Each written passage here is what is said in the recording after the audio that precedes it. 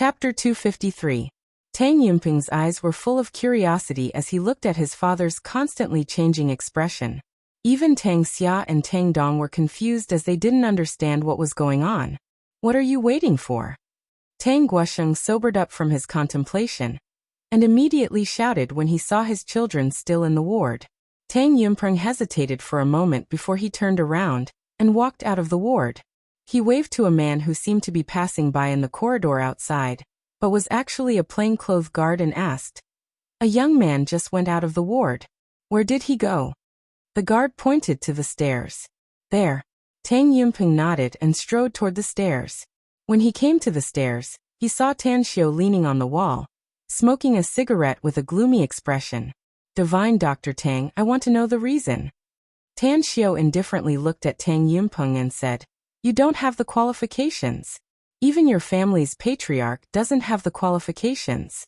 If I remember correctly, Tang Yunda was driven away by his family back then. Then he came to Star City to live alone. Am I right?" Tang Yumping frowned and asked, "How do you know so much about my brother's situation?" "I don't know much either." Tan Xiao shook his head and said, "But it's enough for me to hate your Tang family. So don't provoke me. Even if your Tang family is a big family, I can still destroy it if I want to." Tang Yumping's brows creased deeper and asked, "You seem to have a deep hostility toward us.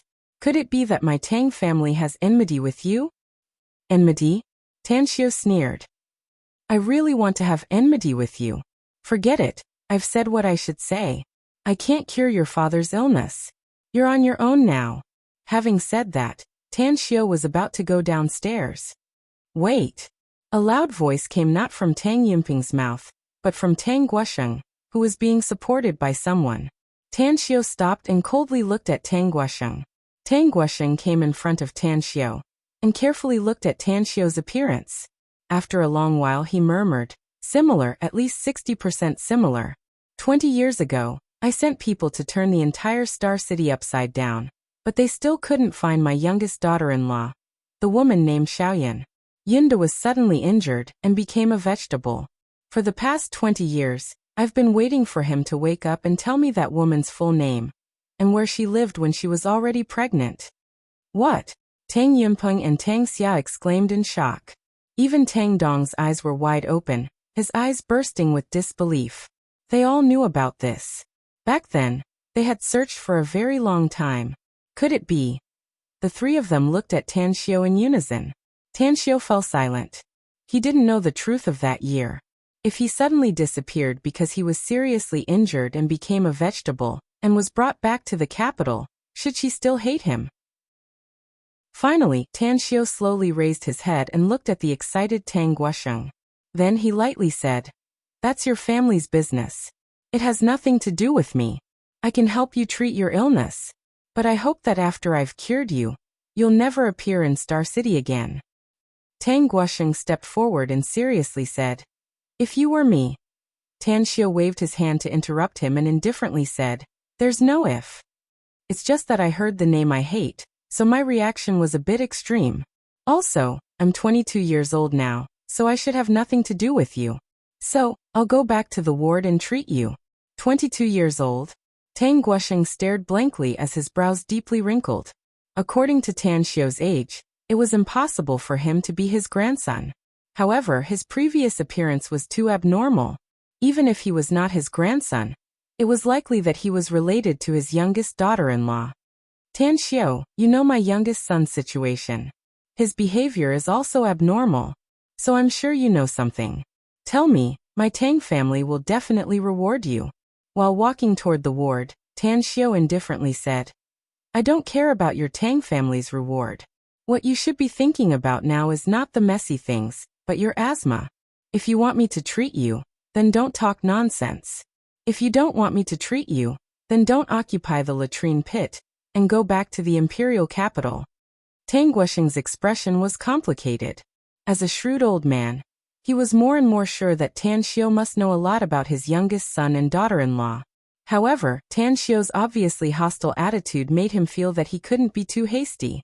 Tang Dong and Tang Xia's eyes flickered with a strange light, but they didn't utter a word. Tang Yunpeng, on the other hand, frowned and said in a deep voice, "Tan Xiao, pay attention to your attitude." Tan Xiao snorted coldly. "You think my attitude is not good enough? If it's not good enough, then fuck off." Anger rose inside Tang Yunping's heart. He had a prominent status, and was now a high-ranking official. It had been many years since anyone dared to speak to him with such an attitude. Furthermore, his father's status was even more distinguished. He was one of the few senior figures in the country. But now he was humiliated by a young man in his 20s, which made him want to do something about it. Tang Guosheng raised his hand to stop Tang Yunpeng and glared at him. Then he looked at Tan Xiao and said, "Divine Dr. Tang, then I'll have to trouble you." Back to the ward. Upon seeing Tan Xiao's return, Su Jianda quickly asked, "Are you all right, Tan Xiao?" Tan Xiao squeezed out a smile and shook his head. "I'm fine, Uncle Jianda." Only then did Su Jianda feel relieved. He was a countryman through and through, and his family members were all born and raised farmers. Although they felt that Tang Guosheng looked familiar before, only now did they suddenly realize that they had seen him on TV. He was a high-ranking leader in the country. He was kind-hearted and wanted to persuade Tan Xiao not to offend such a big shot. But he swallowed the words that were about to come out of his mouth. Tan Xiao pointed to the end of the bed and said in a deep voice, "Take off your coat and lie down. Face the ground." Tang Guosheng followed Tan Xiao's instruction and lay down at the end of the bed. Although he didn't know how Tan Xiao would treat him, Tan Xiao's reputation as a divine doctor was undeniable. Tan Xiao's fingers pressed on Tang Guosheng's Tanzhong acupoint and rubbed it for half a minute. Then he took the alcohol and alcohol cotton from Li Hongji and rubbed it over and over again. His fingers then pressed on Tang Guosheng's Feishu acupoint. Asthma was also known as bronchial asthma. It was a chronic airway inflammation caused by a variety of cells and cellular components. If the condition worsened, it would lead to pneumonia. Chronic airway inflammation was often accompanied by increased airway responsiveness, leading to repeated episodes of wheezing, shortness of breath, chest tightness, and coughing. To cure it, on the one hand, the bronchial airway obstruction had to be treated, and on the other hand, the lung inflammation had to be relieved. Tang Xiao actually had a more effective treatment plan, but Tang Guosheng was, after all, old and not suitable for such an extreme but extremely effective treatment plan. Therefore, Tan Xiao could only choose a mild and less effective treatment method. However, even though this method was very peaceful, it was enough to make the surrounding people tremble in fear. As Tan Xiao handed the alcohol and alcohol cotton to Li Hongji, he moved his other hand away from Tang Guosheng's Feishu acupoint. As the astral power in his body flowed into his arm and spread out in his palm, Tan Xiao began to pat Tang Guosheng's back repeatedly. Every hit, astral power was slapped into Tang Guosheng's body, and then controlled to flow into his organs. Astral power gradually flowed into his lungs and trachea. Cough, cough, cough. The violent coughing made Tang Guosheng's body tremble. His eyes were bloodshot and his face was flushed. Even the blue veins on his forehead were bulging. Everyone at the side was scared witless, especially those from the Tangs. They all had the same thought. Tang Xiao wouldn't take the opportunity to retaliate while he was treating the old patriarch and make the old patriarch suffer, right? About 10 minutes later, as Tang Guosheng stopped coughing, Tan Xiao slowly withdrew his hands and washed them in warm water. Then he said lightly, "Let the old doctors of Chinese medicine hospital prescribe you some Chinese medicine to nourish your qi and moisten your lungs for 3 to 5 days. Presently he's fine now. Let him leave the hospital. There are not enough wards in the hospital. Don't delay others." Li Hongji was a bit hesitant. At this time, Tang Guosheng slowly got up from the sickbed and sat there, stroking his chest. There was a hint of excitement on his aged face. He could clearly feel that his breathing, which was originally difficult to breathe, was exceptionally smooth now. Even his mind was much clearer. What made him most satisfied was the comfort all over his body. It was as if he had suddenly returned to a decade ago. His body felt much more relaxed. Leave the hospital. Immediately go through the discharge procedures. At this moment, Tang Guosheng's voice was much stronger than before. Li Hongji didn't dare to offend Tan Xiao, nor did he dare to offend Tang Guosheng. Now that Tang Guosheng had compromised, he immediately felt relieved. However, when he looked at Tan Xiao again, the expression in his eyes was completely different from before. There was even a bit of admiration hidden in the deepest part of his eyes. Who was Tang Guosheng? He was a senior statesman at the national level. His status was so honorable that it surpassed hundreds of millions of people. And Tan Xiao?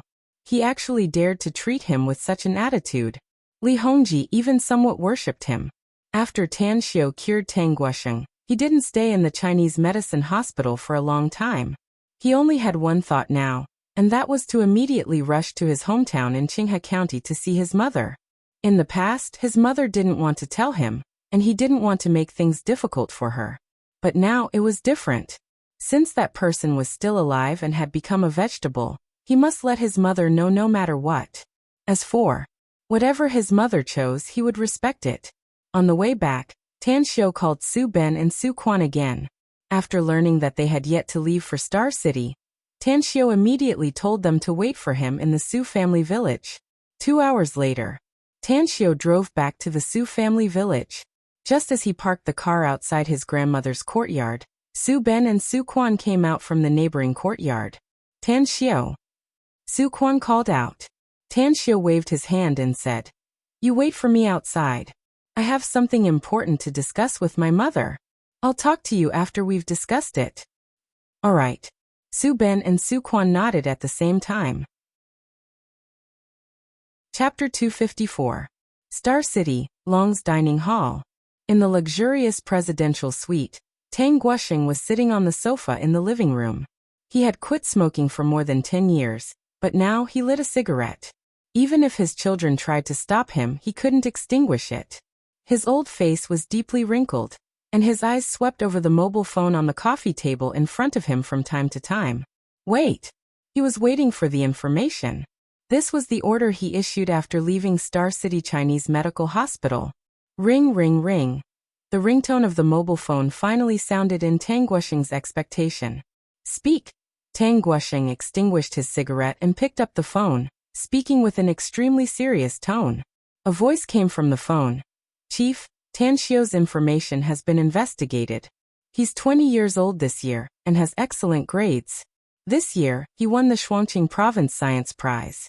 His hometown is the Su family village in Qinghe County. He has no father and was raised by his mother, Su Lingyun. He has a grandmother in his hometown. When Tang Guosheng heard that Tan Xiao was 20 years old, he suddenly stood up. But when he heard the name Su Lingyun, his old body couldn't help but tremble. He was sure Tan Xiao was his grandson. His age matched. Single parent, only mother matched.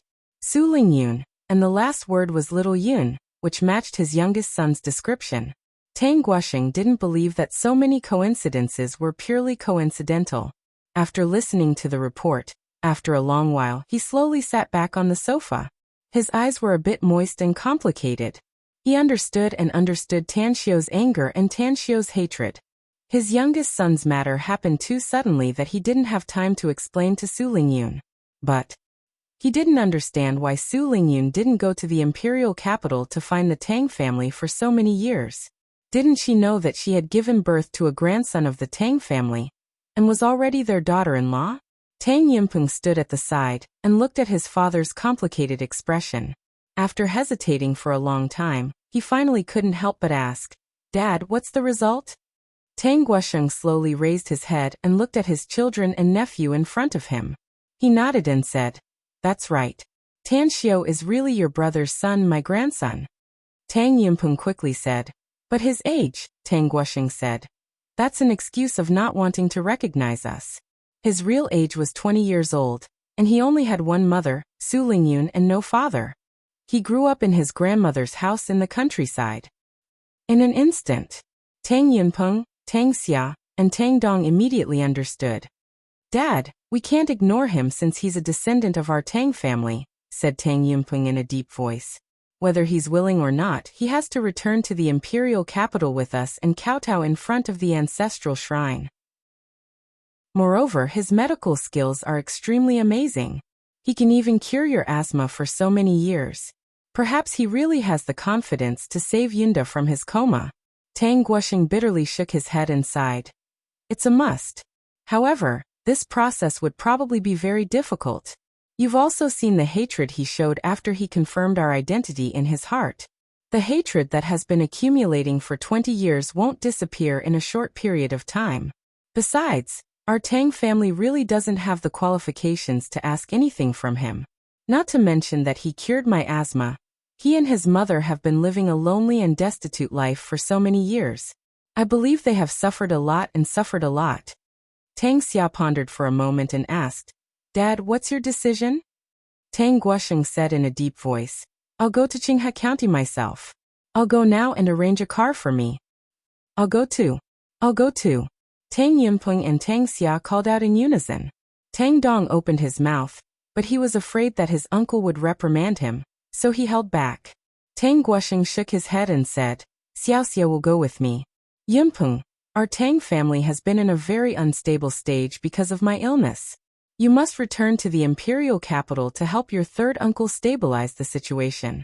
Also, settle Xiaodong's matter as soon as possible. Even if we have to exchange some benefits with the other party, we must let her take that position. This will be helpful for our Tang family's escape route in advance. This all right. Tang Yunpeng hesitated for a moment before he reluctantly agreed. Qinghe County Su family village. Tan Xiao entered his grandmother's courtyard and saw his mother washing his grandmother's bedding, while Su Xiangfei was helping to dry the clean clothes. Ah, Xiao, didn't you say you won't come back for the time being? Why? Upon seeing Tan Xiao, Su Lingyun suddenly looked surprised and got up to ask. Tan Xiao looked at Su Xiangfei and then spoke to Su Lingyun. Mom, I have a very important matter to discuss with you. Let's find a quiet place. What important matter? Su Lingyun was confused. Tan Xiao walked toward the side room where he lived and said, Mom, you'll know after you come with me. But you have to be mentally prepared. No matter what you hear, don't get excited. Su Lingyun couldn't help laughing and said, You're still pretending to be mysterious, child. Okay, I promise I won't get excited. In the side room, Tan Xiao closed the door from the inside and released his divine sense. He found that Su Xiangfei didn't follow to eavesdrop, but sat at the place where his mother had just sat and continued to wash the bedding. He nodded secretly.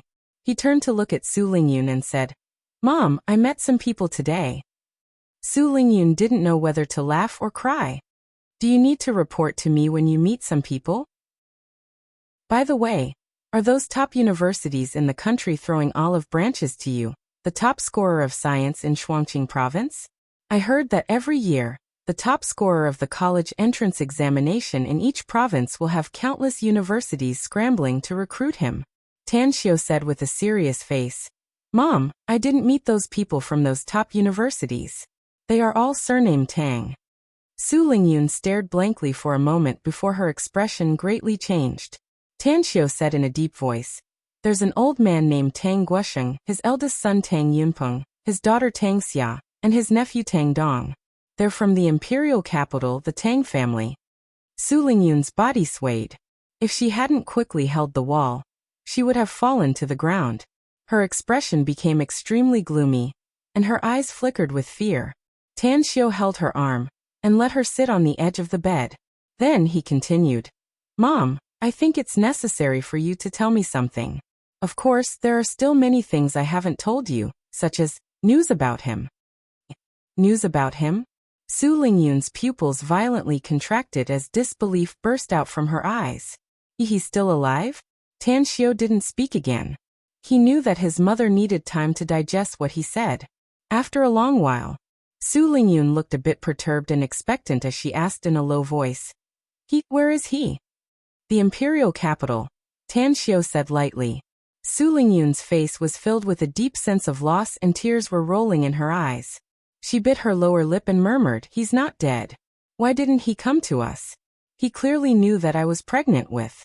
Tan Xiao interrupted her and said, He's been in a coma for 20 years. He's in a vegetative state. What? Su Lingyun was shocked by Tan Xiao's words. She looked at Tan Xiao with a dull expression as if she couldn't believe what she had heard. 20 years? In a vegetative state?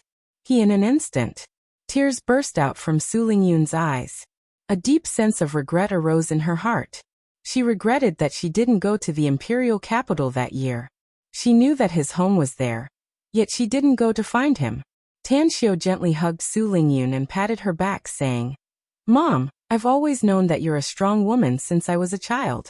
You may look soft on the surface, but you have a strong heart. Don't cry. Tell me what happened that year." After crying for a while, Su Lingyun raised her tearful face and said bitterly, "That year his comrade in arms called him out and told me that he's going out for a drink.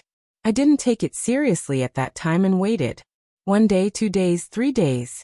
He has disappeared and there is no news of him. I called the police, but there was no result. I believed that he wouldn't abandon us, mother and son, so I thought he was dead. He died in a place I would never be able to find. Later on, I was taken back to my hometown by Su Shangwen and gave birth to you. After giving birth to you, I didn't give up and wanted to go to the Tang family in the imperial capital to find him. But I didn't dare to go. I was afraid. Are you afraid that I'll be taken away by the Tang family?" Tan Xiao secretly sighed inside. Su Lingyun nodded without a word and cried, "The Tang family is a big family in the imperial capital, with great power and influence. If they knew that I have Tang Yunda's son, and that you have the Tang family's bloodline, I'm afraid they would take you away. I've lost my husband, so I can't lose my son. Have you ever thought about going to the imperial capital all these years?" asked Tan Xiao. "Xiao, do you still remember when you were in junior high school?" Su Lingyun said bitterly. "Every year, I told you to go to my relative's house in the neighboring city. In fact, I didn't go to my relative's house in the neighboring city. I just relied on the little money I usually save to go to the imperial capital to inquire about your father's news. I went there every year for more than a decade. I even went to the Tang family's old residence in the imperial capital hundreds of times. I hid far away and secretly observed them. But I've never heard anyone mention your father, and I've never seen him even once." Tan Xiao suddenly understood and said with all seriousness, "Mom, I think you're doing the right thing. Growing up with you, I can feel happiness and maternal love. But what?" Su Lingyun finally stopped crying and asked, "But what are you going to do?" asked Tan Xiao. "I'm going to find your father," Su Lingyun said without hesitation. "I believe him. He must have his own difficulties as long as he's not dead. He has been in a coma for 20 years, and has been lying on a cold bed without me around to take care of him. So, I'll accompany and take care of him for the rest of my life as long as he's alive." Chapter 255. "I respect your choice, Mom," said Tang Xiao calmly. "I'll recognize my father. But you know very well that I don't have feelings for anyone in the Tang family. As for the Tang family, I have no feelings for them. My family is here, and my roots are also here." Su Lingyun was silent for a long time before she nodded silently. "Then, when are you going to see him?" asked Tan Xiao again. Su Lingyun suddenly seemed to realize something. Her hands instantly grabbed Tan Xiao's arms and asked nervously, "Xiao, Mom knows that you have medical skills, and I heard that you're very good at it. Can you cure your father?" "I don't know his specific situation, so I don't dare to jump to a conclusion." Tan Xiao shook his head. A look of disappointment flashed in Su Lingyun's eyes, but she still nodded and said, "Xiao, Xiang Fei will take care of your grandmother at home. Let's go to the imperial capital now." It has been 20 years. After learning that her husband was still alive, Su Lingyun wished that she could immediately grow wings and fly to the imperial capital to see him. She would feel tormented if she delayed for even a minute. Tan Xiao shook his head and slowly said, "Mom, I think we should wait for a while. I think someone will invite us to the imperial capital." "Who will invite us?" Su Lingyun stared blankly and asked with a puzzled expression. "The Tang family," answered Tan Xiao. Su Lingyun's expression changed. She had been wary of the Tang family for the past 20 years. She was afraid that her son would be taken away by them, and she was afraid that her son would no longer be close to her in the future. However, she was not afraid now. Her son had grown up, and the relationship between her and her son was not something that could be taken away by fame and fortune. "Xiao, why are you so sure that the Tang family will invite us?" Tan Xiao lightly said, "They want me to return to the Tang family, Mom. They want me to save him." Su Lingyun pondered for a moment and said slowly, Xiao, you have the blood of the Tang family flowing in your veins after all. It's only right for you to acknowledge your ancestors and return to the clan. Tan Xiao sneered. Why? Just because you have the blood of the Tang family flowing in your veins? If possible, I would rather have the blood of the Su family flowing in my veins. Mom, in my eyes, they are all strangers. I've never been willing to pay attention to strangers. So, I respect your choice, and I hope you can respect mine as well. Su Lingyun opened her mouth, but found that she had no way to refute her son. In the end, she could only nod helplessly and give the choice to Tan Xiao. Xiao, you go out first. I wanted to be alone for a while. If the Tang family doesn't come today, then we'll go to the imperial capital tomorrow. Su Lingyun said. Tan Xiao nodded and walked out of the room. He saw Su Xiangfei washing the bedding in the courtyard. Tan Xiao was silent for a moment before he walked toward him. He took out a half-pack of cigarettes from his pocket and handed one to him. Then he lit one for himself. After taking a deep puff, Tan Xiao leaned on the tree beside Su Xiangfei and calmly said, Can you tell me how did you figure it out? Su Xiangfei squeezed the cigarette with his wet hand and forced a smile. Actually, I didn't figure it out myself. It was my father who made me figure it out. Good will be rewarded, and evil will be punished. Some people will inevitably take responsibility for what they have done in the past. Seeing my father and mother in jail now, it's as if I can see what they have done to you. If the police weren't powerful enough, I'm afraid you would be the one in jail now. That's all? Tan Xiao calmly asked. Su Xiangfei shook his head and said, Actually, I still had some resentment in my heart before I came back. After all, you're too ruthless. You destroyed my family and also ruined the rest of my father's life. But after eavesdropping on my aunt's conversation with you, I realized that my resentment was so ridiculous. The real kind-hearted person is my aunt. Tan Xiao nodded. After a moment of silence, he slowly said, Study for another year. Then take the college entrance test next year. You don't need to worry about your life. My mother won't leave you alone. Su Xiangfei suddenly smiled. His smile was particularly bright. He shook his head and said, With my grades, I'm afraid I can only enter an ordinary university after another year of high school. It's impossible for me to enter a key university. I've already thought about it. After Grandma's injury is healed, I'll leave Qinghe County and go outside with my own ability. No matter what, I'll return to my roots in the future and return to the Su family village.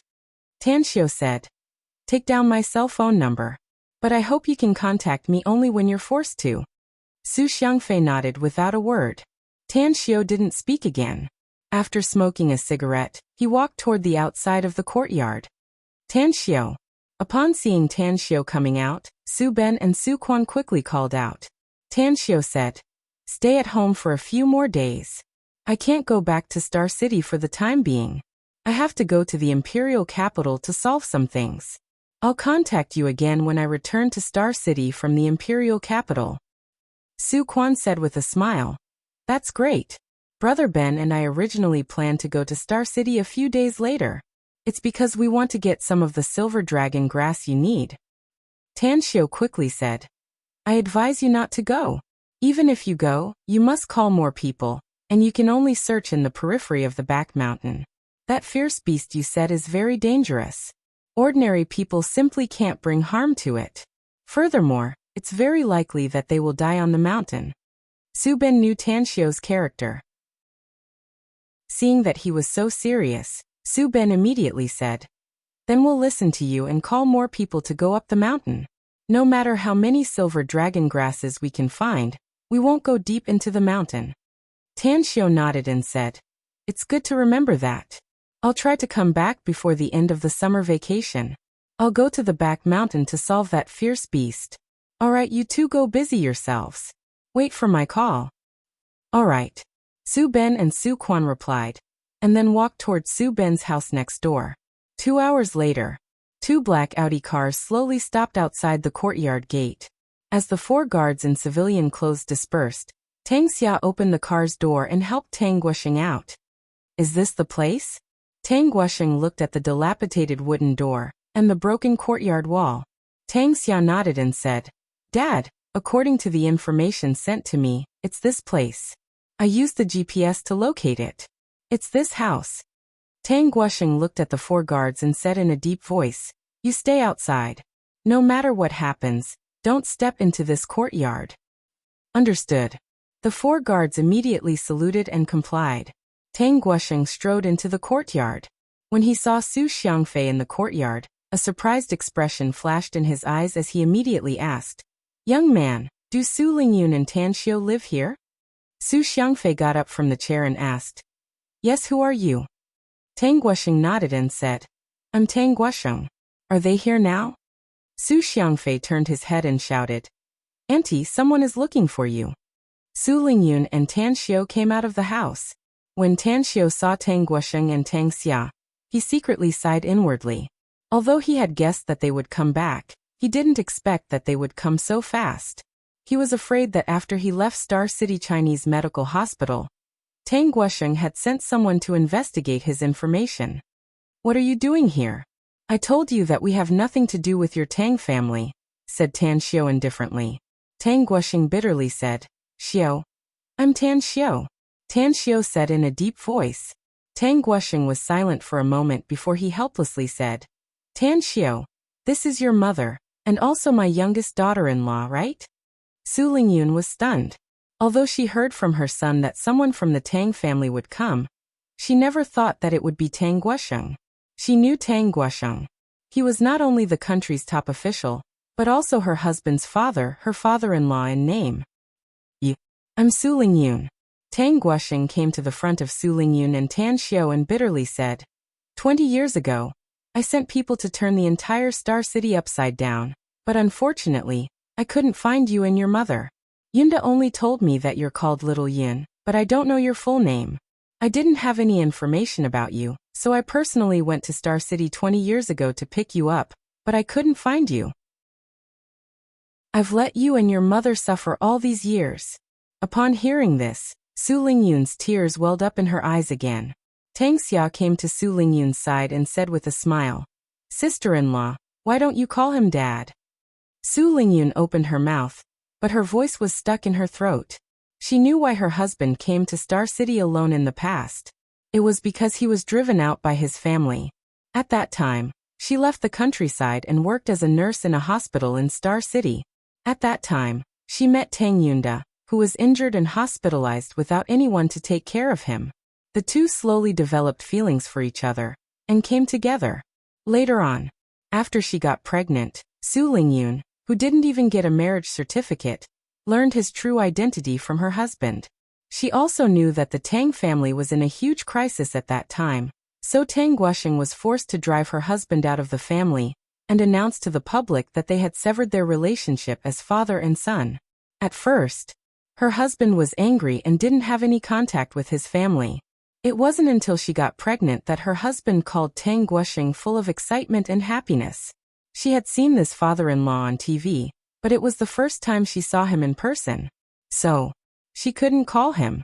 Tang Guosheng forced a smile and said, Little Yin, I know it's really difficult for you to call me father-in-law now. However, you're my son's daughter-in-law and have given birth to the Tang family's blood. I won't force you if you don't want to recognize me now. I just hope that I can compensate you and your mother in the future. Su Lingyun raised her head and looked at Tang Guosheng saying, I want to see Yunda. Tang Guosheng said without hesitation, The reason I came here this time is to take you and your son to the imperial capital. Before coming here, I know that your mother is also injured. If you want, you can also take her with you. Su Lingyun turned to look at Tan Xiu. Tan Xiu calmly said, My mother wants to go to the imperial capital to see him. Our family is here, not the imperial capital. If possible, I hope you can let us take him back. We're a family in the truest sense, and the Tang family is just an outsider. This chapter is for Sect Master Little Pocket.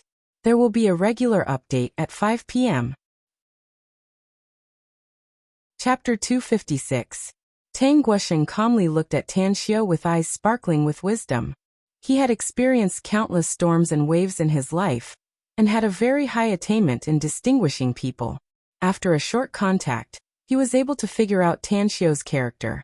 Therefore, Tang Guoxing didn't get angry at Tan Xiu's words. Certainly, he would have been furious if someone else dared to speak to him with such an attitude. But he owed too much to Tan Xiu. Tan Xiu, if you can cure your father, he's free to go wherever he wants. If you can't cure him and still insist on bringing him back to Star City, I'll agree. However, I have a condition. Star City's medical facilities can't be compared to the imperial capital's, so I need to send a professional nurse to take care of him after bringing him here. As for your remarks just now, I understand the resentment in your heart. It's indeed my fault for not being able to find you and your son that year, causing you to suffer and suffer all these years. But you're surnamed Tang and have the Tang family's blood flowing in your veins. The Tang family is your home. Tan Xiu snorted coldly and didn't speak anymore. Tang Xia looked at Tan Xiu before her eyes finally fell on Su Lingyun. She then said with a smile, "Second sister-in-law, you should have gone to the imperial capital that year. I believe that my second brother has told you about our family's situation. Although the Tang family is a big family, the elders don't interfere too much with the children's marriage, nor do they have any sectarian bias. Dad really came to Star City in person and stayed here for a few days. Even Big Brother took some time to come to Star City every year to look for you after second brother was in a coma." After saying that, Tang Xia walked 2 steps towards Su Lingyun and pulled her hand. After the smile disappeared, a bit of bitterness was revealed on her face as she said, "Second sister-in-law, do you know what Mom's biggest thought these years? It's her grandson who has been living outside. Every time someone mentions second brother, she always washes her face with tears. She loves her son dearly and misses her grandson." Su Lingyun's heart trembled. A wave of warmth came from the bottom of her heart, causing her resentment towards the Tang family to lessen a lot. She had originally thought that she was the only one who had been searching for her husband all these years. She never imagined that the Tang family would also be searching for her and her son. Tang Xia said again, "Second sister-in-law, come back to the capital with us. That is our home. If you don't want to live with your parents in the old house in Sijio City, I can buy you a villa. If my nephew is willing to study, he can go to the Imperial Capital University. I am willing to take care of all your daily needs." Su Lingyun opened her mouth and looked at Tan Xiu. There was still a hint of pleading in his eyes. "I'm sorry, we're not used to living in the Imperial Capital," said Tan Xiu lightly. "Also, we don't need a single cent from the Tang family. Although my wealth can't compare to the Tang family's, it's enough for me and my mother to live a wealthy life." Su Lingyun then said, "Yes, we have a good life here. Xiu has grown up and has the ability. My restaurant business is also very good, so I really can't live in the imperial capital for a long time." "Xiaoyan, Tan Xiu, I'll agree with you no matter where you and your son want to live," said Tang Guoxing in a deep voice. "Don't hesitate to tell me if you have any needs. As long as it's within my means, I'll do it for you even if the Tang family's vitality is greatly damaged. Do remember that the Tang family owes you and your son, and I'll make it up to you in the future." Tan Xiu was shaken inwardly and disbelief flashed in his eyes. He didn't expect that Tang Guoxing would make such a big promise. At this moment, the door to his heart that had been sealed cracked open slightly, but he still couldn't get close to the Tang family right now. "Bring the things inside." Tang Xia called toward the courtyard's entrance. Then she turned her head and said to Su Lingyun with a smile, "Second sister-in-law, Dad heard that your mother was injured, so he specially sent someone to buy some nutritious products. Furthermore, this is the first time you visit your family, so you can't be lacking in etiquette. As for those who injured your mother, except for the vice president of the county hospital who went missing, the rest will immediately receive their due punishment." Immediately, the 4 guards outside the courtyard's entrance quickly carried more than a dozen boxes and came to the front of everyone. This, Su Lingyun was somewhat at a loss. Tan Xiu lightly said, "Mom, since they have good intentions, we'll accept them. Also, you can't slap a smiling face. Since they didn't come to look for trouble, we can't neglect them. Please invite them inside the house." Only then did Su Lingyun wake up and quickly said, "You're too polite. Please enter the house. Mom is inside." After a while, Tang Guoxing and Tang Xia saw Mrs. Zhang. When Mrs. Zhang learned about their identities, she first cursed them. Then, after learning the whole story of the matter, she looked a bit gratified. She felt happy for her daughter, and excited that her son-in-law was still alive. Xiao, Grandma knows that your medical skills are excellent. You must cure your father. He has been missing for so many years because of a special reason. Don't blame him anymore. Let's go to the imperial capital. Cure him so that Grandma can see my son-in-law in her lifetime. After learning about the situation, Mrs. Zhang called Tan Xiao to the bedside and exhorted him. I'll try my best. Tan Xiao nodded and said. 10 minutes later, Su Lingyun packed her things and left the courtyard. You drive and lead the way. My mom will ride in my car. Tan Xiao put the suitcase in the trunk and looked at Tang Guosheng and the others. Tang Xia quickly said, I'll also ride in your car and chat with second sister-in-law on the way. Su Lingyun revealed a smile and said, okay. Tan Xiao didn't stop her. Generally, he wouldn't stop Su Lingyun's decision. After getting on the car, he saw Tang Xia holding his mother's arm intimately and chatting in the back seat. Then, he started the car and followed the two black Audi cars in front, quickly leaving the Su family village. Although he just got his driver's license, he followed the two cars on the highway and headed north. The imperial capital, Mingyuan Villa Complex. The Tang family's third son, Tang Guosho, was reading the information in his hand. In front of him, there were two middle-aged men in military uniforms, standing ramrod straight.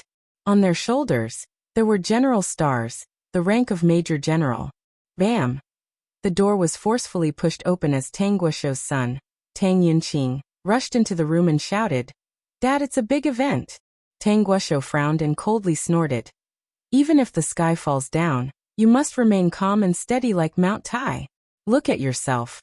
What kind of decency is this? Tang Yunqing hurriedly said. No, it's really a big event. First uncle and the others are on the way back to the imperial capital. I just received a call from Big Brother. He wants us to rush to the ancestral house in 4 hours. Tang Guosho was surprised and said, You need to rush to the ancestral house? Yimpeng didn't say what happened? Tang Yunqing said, Second brother's son has been found.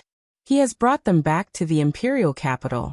Moreover, the most important thing is that first uncle is secretly going to Star City to find the divine doctor surnamed Tang. It's second brother's son, Tan Xiao. What? Tang Guosho's complexion changed, and his eyes burst with a bright light. He didn't expect that his nephew's flesh and blood would actually be found.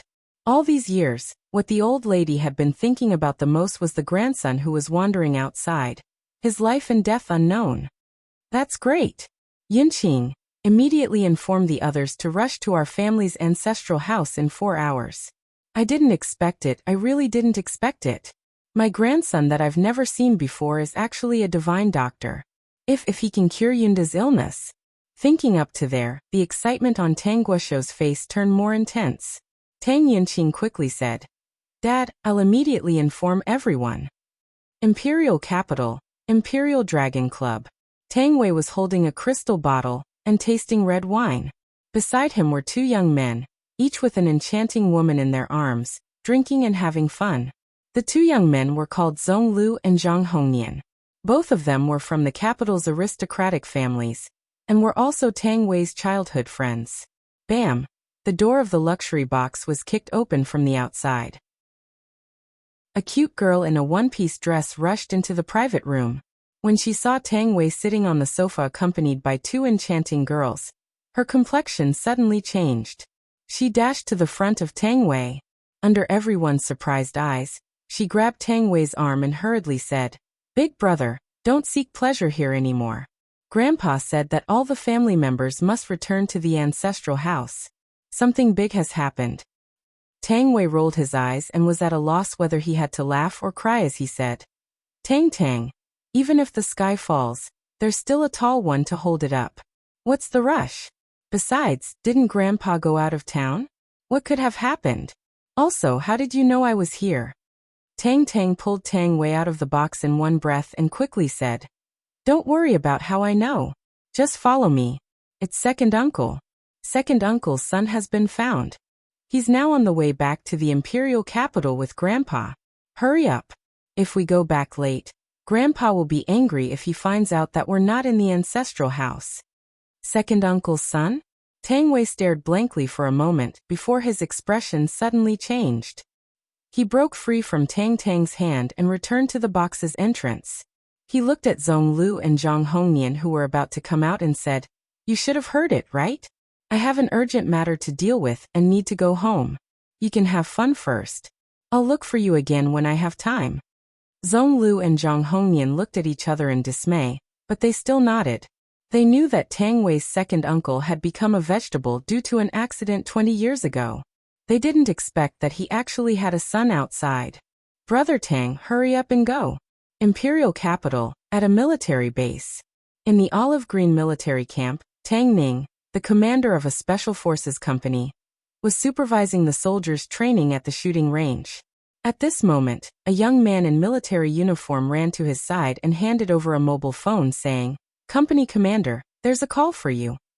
Tang Ning took the phone with an expressionless face and said in a deep voice, "Tang Ning speaking. Return to the family's ancestral house. Now." Tang Yunqing's voice came out of the phone. Tang Ning frowned and said, "Fourth uncle, I'm training my men. What's the matter? Can't we talk on the phone? Your second uncle's son has been found. The old man is taking him from Star City to the imperial capital." "What? I'll go back immediately." Chapter 257. Imperial Capital, Splendid Embroidery House. Tang Ying stood in front of a spacious desk, looking at the landscape painting spread on the table in front of her. Her eyes flickered with shock. At her side, Mu Weining faintly smiled and said, "I didn't have much hope for that Tan Xiao at first. The reason why I promised him was that I didn't want to agree to that hooligan's request. Who would have thought that Tan Xiao turned out to be so amazing? It was a blessing in disguise for me to get such a peerless painting." Tang Ying exclaimed with deep envy, "I've seen countless master-level paintings, and I've even admired many peerless ancient paintings. However, none of them can compare to this painting. If there's a chance, I'll definitely ask him to paint one for me." "He said that he won't paint easily." Mu Weining chuckled. "Besides, I can feel that he's not too keen on painting even though his painting skills are godly. You know him, don't you?" said Tang Ying. "Help me put in a good word when the time comes." Mu Weining forced a smile and said, "It'd be great if I could put in a good word. Tan Xiao's character is very strange." "Very strange? How so?" asked Tang Ying in surprise. Mu Weining raised her slender jade-like hand and gently brushed the hair on her forehead. She pretended to reveal a flirtatious posture and smilingly asked, "Do you think I'm beautiful?" Tang Ying was at a loss whether to cry or laugh. "Beautiful? Of course you're beautiful. Who doesn't know that you're the first beauty in the imperial capital? Who among the young talents in the imperial capital doesn't want to get close to you and embrace a beauty? I dare say that there's no man in the world who doesn't want you as long as they have a normal sexual orientation. But Tan Xiao doesn't want that," said Mu Weining with a smile. "What?" Tang Ying stared blankly for a moment before shaking her head and saying, "I don't believe it. Unless he's not a man, he'll never turn a blind eye to you. I've tested him, and his words are very direct," said Mu Weining. "Do you know what he said to me?" "What did he say?" asked Tang Ying curiously. "At that time, I asked him if there was something wrong with his sexual orientation," said Mu Weining with a smile. "Or is my beauty not attractive to you at all? As a result, he told me that his sexual orientation was normal, and that if I was willing to sleep with him, he would not refuse. However, when he said that it was a one-night stand without any emotional foundation, it was actually very meaningless. In addition, there is another kind of woman that he is too lazy to touch." Tang Ying widened her eyes as if she had heard the funniest joke in the world. However, Mu Weining's words still deeply attracted her. She couldn't wait to know what kind of woman he was too lazy to touch. Mu Weining continued, "The kind of woman he's too lazy to touch is a virgin like me. He said that because it was his first time, it would be very troublesome in the future. He's not afraid of anything but trouble." Pfft! Tang Ying couldn't help but laugh out loud. "He is indeed strange and eccentric. This is probably the most unbelievable thing I've ever heard in my life. Nowadays, which man didn't like women to give their bodies to them? This one, however, is too lazy to touch a pure woman because he's afraid of trouble. I'm really speechless. Mu Weining covered her mouth and chuckled, but then slowly said, I can feel that the reason why he doesn't want to touch a virgin woman is because he doesn't want to take responsibility. An irresponsible man? Tang Ying was surprised. It's not that he's an irresponsible man, said Mu Weining. It's because he doesn't want to take responsibility that he doesn't touch a pure woman.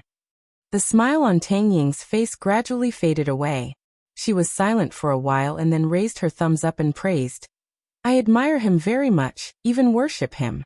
First, he's definitely a gentleman to be able to stay calm in the face of your temptation.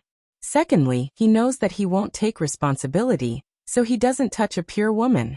Such a man is definitely a good man. Suddenly, a strange expression appeared on her face. She pulled Mu Weining and circled her twice, clicking her tongue and sighing.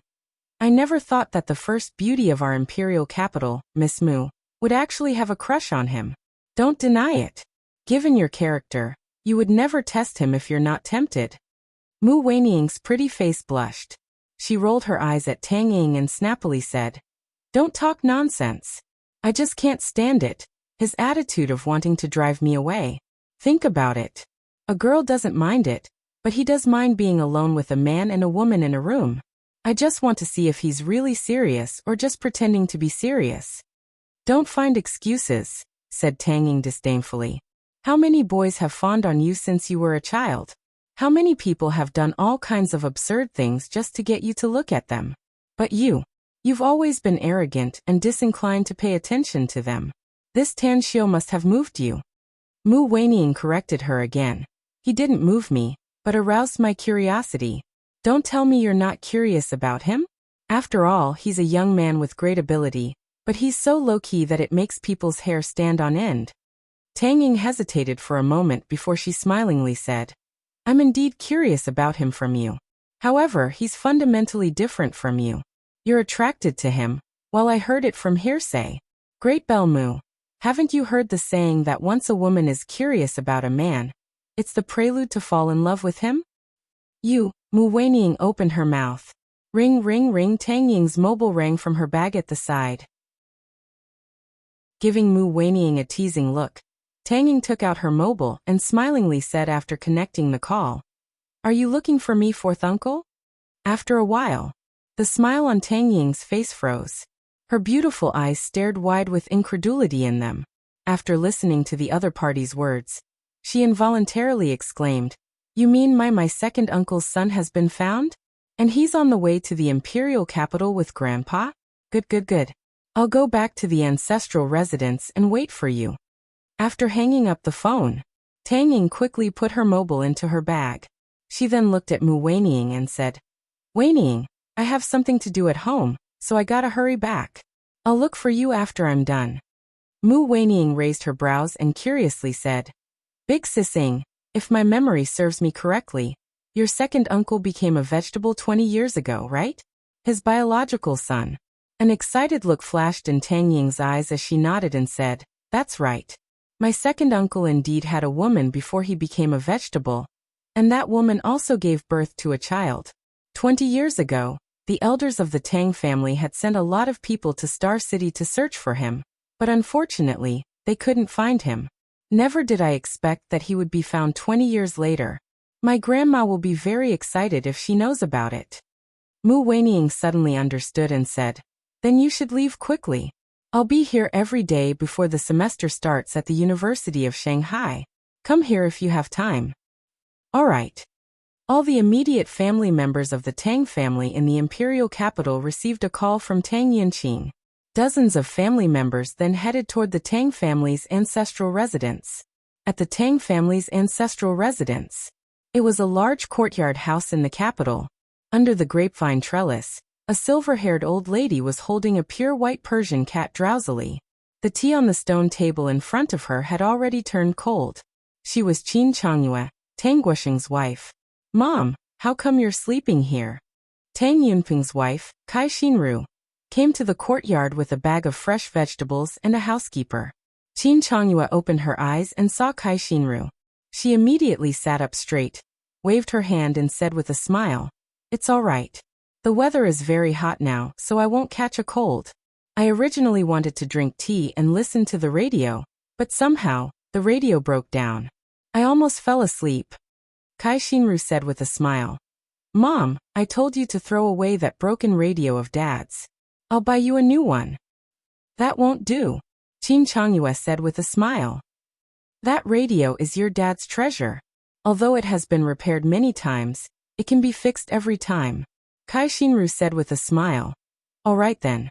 How about you change your clothes? There's a big event happening in our family tonight.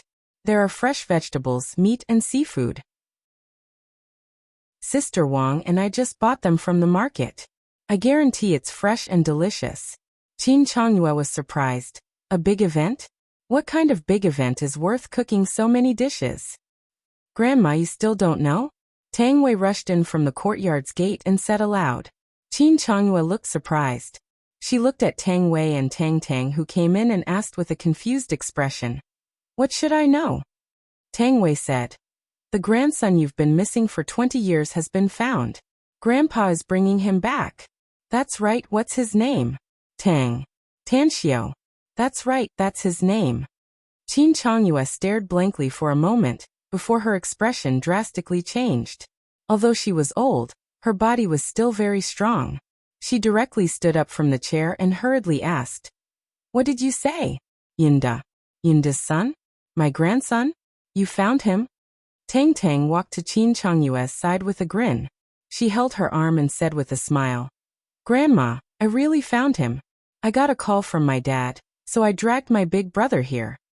An intense excitement appeared on Qin Changyue's face as her body trembled. Immediately after, she saw her eldest son, Tang Yunpeng, come in from the outside, followed by her grandson, Tang Ning. Yunpeng, you also know about it? Tang Yunpeng nodded and said, Mom, it seems that they have told you. As a matter of fact, I already knew about it when I accompanied my dad to see a doctor in Star City. The person who cured my dad is your grandson, Tan Xiao. I've received a call that my dad and Tang Min are bringing Tan Xiao and Tan Xiao's mother, Su Lingyun, to the imperial capital. Also, I've sent some people to the rehabilitation center to pick up second brother. Tears flowed out of Qin Changyue's eyes. Her lips trembled as she excitedly said, Good, good, good. It's good that you found him. It's good that you found him. Soon after, the Tang family's people arrived one after another. A lot of people have been accustomed to Quiet Night's outbursts last month. It's very hard for them to adapt to the sudden change of writing 2 chapters a day. The reason why Quiet Night's outburst last month was entirely because the gifts and monthly votes were too much. Quiet Night had no choice but to outburst this month. Her gifts and monthly votes have shrunk severely this month. Moreover, Quiet Night is just an amateur writer, so it's impossible for her to stay up late for a long time. She really can't outburst this time. Chapter 258. Ring ring ring. Tang Yunping's cell phone rang. He picked up the call and spoke a few words with the caller. Then he put away his phone and said, Mom's second uncle, Tang Dong, and Tang Yen have arrived at the imperial capital airport. They will arrive in an hour at most. The smile on Qin Changyue's face turned thicker as she sighed. Your second uncle has been staying in Jingmen Island for 5 years. I didn't expect that he would come back specifically because of Xiu's matter. Now all the people of our Tang family have finally arrived. At the side, Tang Guosho coldly snorted and said, Second brother has been hiding in Jingmen Island all these years, enjoying a leisurely life and leaving this mess in the imperial capital to me and big brother. This time, we must make him bleed and send a batch of experts to the imperial capital. Qin Changyue said with a smile. Third brother. In fact, you and your big brother both know that although second brother has gone to Jingmen Island, he has brought a lot of benefits to our Tang family all these years. You don't give him that face. Besides, the water in the imperial capital is too deep. In case our Tang family falls one day, Jingmen Island will be one of our escape routes. Tang Guosho was silent for a moment. Then he forced a smile and said, Sister-in-law, I actually understand what you said. But thinking about second brother enjoying a happy life in Jingmen Island while me and big brother are busy in the imperial capital for our Tang family, I'm not in a good mood. Forget it, forget it. I won't grumble in front of so many juniors. Ha ha ha. Hee hee. Everyone in the Tang family couldn't help but laugh. Soon, Tang Guoxing arrived with Tang Dong, Tang Yan, and 4 other family members. Tang Guoxing's body was weak and sickly with a pale complexion. But when he was bickering with his third brother, Tang Guoxiu, he looked particularly spirited. At the imperial capital's highway intersection, Tang Xiu's Land Rover Range Rover was also stopped. Because his license plate number was limited, the highway traffic police found that Tan Xiu had been driving for a long time, violating the traffic regulations. Can't you bend the rules? Sitting in the driver's seat, Tan Xiu looked at the traffic police outside the window and asked. The traffic police looked solemn. One of them shook his head and said, "Sorry, please get off." At this moment, Tang Min, who was sitting in the back seat, slowly opened the rear window. She handed over a certificate and lightly said, "Please make an exception. We have something important to discuss." The traffic policeman took the certificate. His expression drastically changed when he glanced at it. He immediately saluted Tang Min and respectfully said, "Greetings, Minister Tang. I didn't know you were in the car just now. I hope you can forgive me. Please." Saying that, the traffic policeman returned the ID to Tang Min. Tang Min nodded and then said to Tan Xiu, "Let's go. I'm fine." Tan Xiu glanced at the traffic police outside the car window, then started the car and drove toward the 2 autos parked on the side of the road 100 meters ahead. In his heart he secretly sighed. Power is really a good thing. If it was an ordinary person, I'm afraid that not only would they have to accept a fine, but they would also have to deduct points on their driver's license. I'm afraid they might even be detained. Tang family ancestral residence. Tang Xiu stopped the car with a glint flashing in his eyes. Just as he entered the alley, he saw 4 armed guards guarding the place. Along the way, there were at least a dozen or so guards either in the open or in the dark. On both sides of the Tang family's ancestral residence's gate were 2 armed guards in military uniforms and white gloves. However, what attracted his attention was not those guards, but the dozens of Tang family members standing outside the courtyard's gate. The first one that caught his eyes was the silver-haired old lady who was surrounded by dozens of people. "Second sister-in-law, Tan Xiu, we've arrived," said Tang Min with a smile. Tan Xiu calmly nodded. He turned to look at his mother, who looked a bit nervous in the back seat, and said, "Let's get off, Mom." Su Lingyun hesitated for a moment before she nodded silently. Qin Changyue's eyes had been staring at the 3 cars. When she saw her husband, Tang Guosheng, she rushed forward and excitedly asked, "Where's my grandson? Where's my second daughter-in-law?" Tang Guosheng pointed to Tan Xiu and Su Lingyun, who got off the Land Rover with a smile on his face. Qin Changyue's eyes instantly locked on Tang Xiu. His footsteps were somewhat staggered as he moved forward. When she came before Tan Xiu, her trembling hands grabbed Tan Xiu's arm. Her face was full of excitement as tears gushed out of her eyes. She sobbed, "You're my grandson? My biological grandson?" Tan Xiu frowned. He somewhat rejected the old lady and the Tang family's people. After a moment of silence, he slowly said, "Nominally, I'm your biological grandson." Qin Changyue hugged Tan Xiu tightly. Her tears flowed as she wailed. Tan Xiu didn't struggle. His expression was as tranquil as ever. Feeling Qin Changyue's tears wetting his clothes, he felt somewhat helpless inside. Familial love. He really felt it. That kind of agitation, that kind of excitement, that kind of joyful atmosphere, made him feel exceptionally complicated. After a long while, only then did Qin Changyue let go of Tan Xiu under Tang Min's persuasion. However, Tan Xiu's hand was still firmly held by her. Then she looked at Su Lingyun and excitedly said, "Your little Yun, the one Yunda mentioned? You're my second daughter-in-law?" Su Lingyun was very emotional. After being moved by the affection shown by the Tang family, she nodded and said, "I'm Su Lingyun, Yunda's daughter-in-law."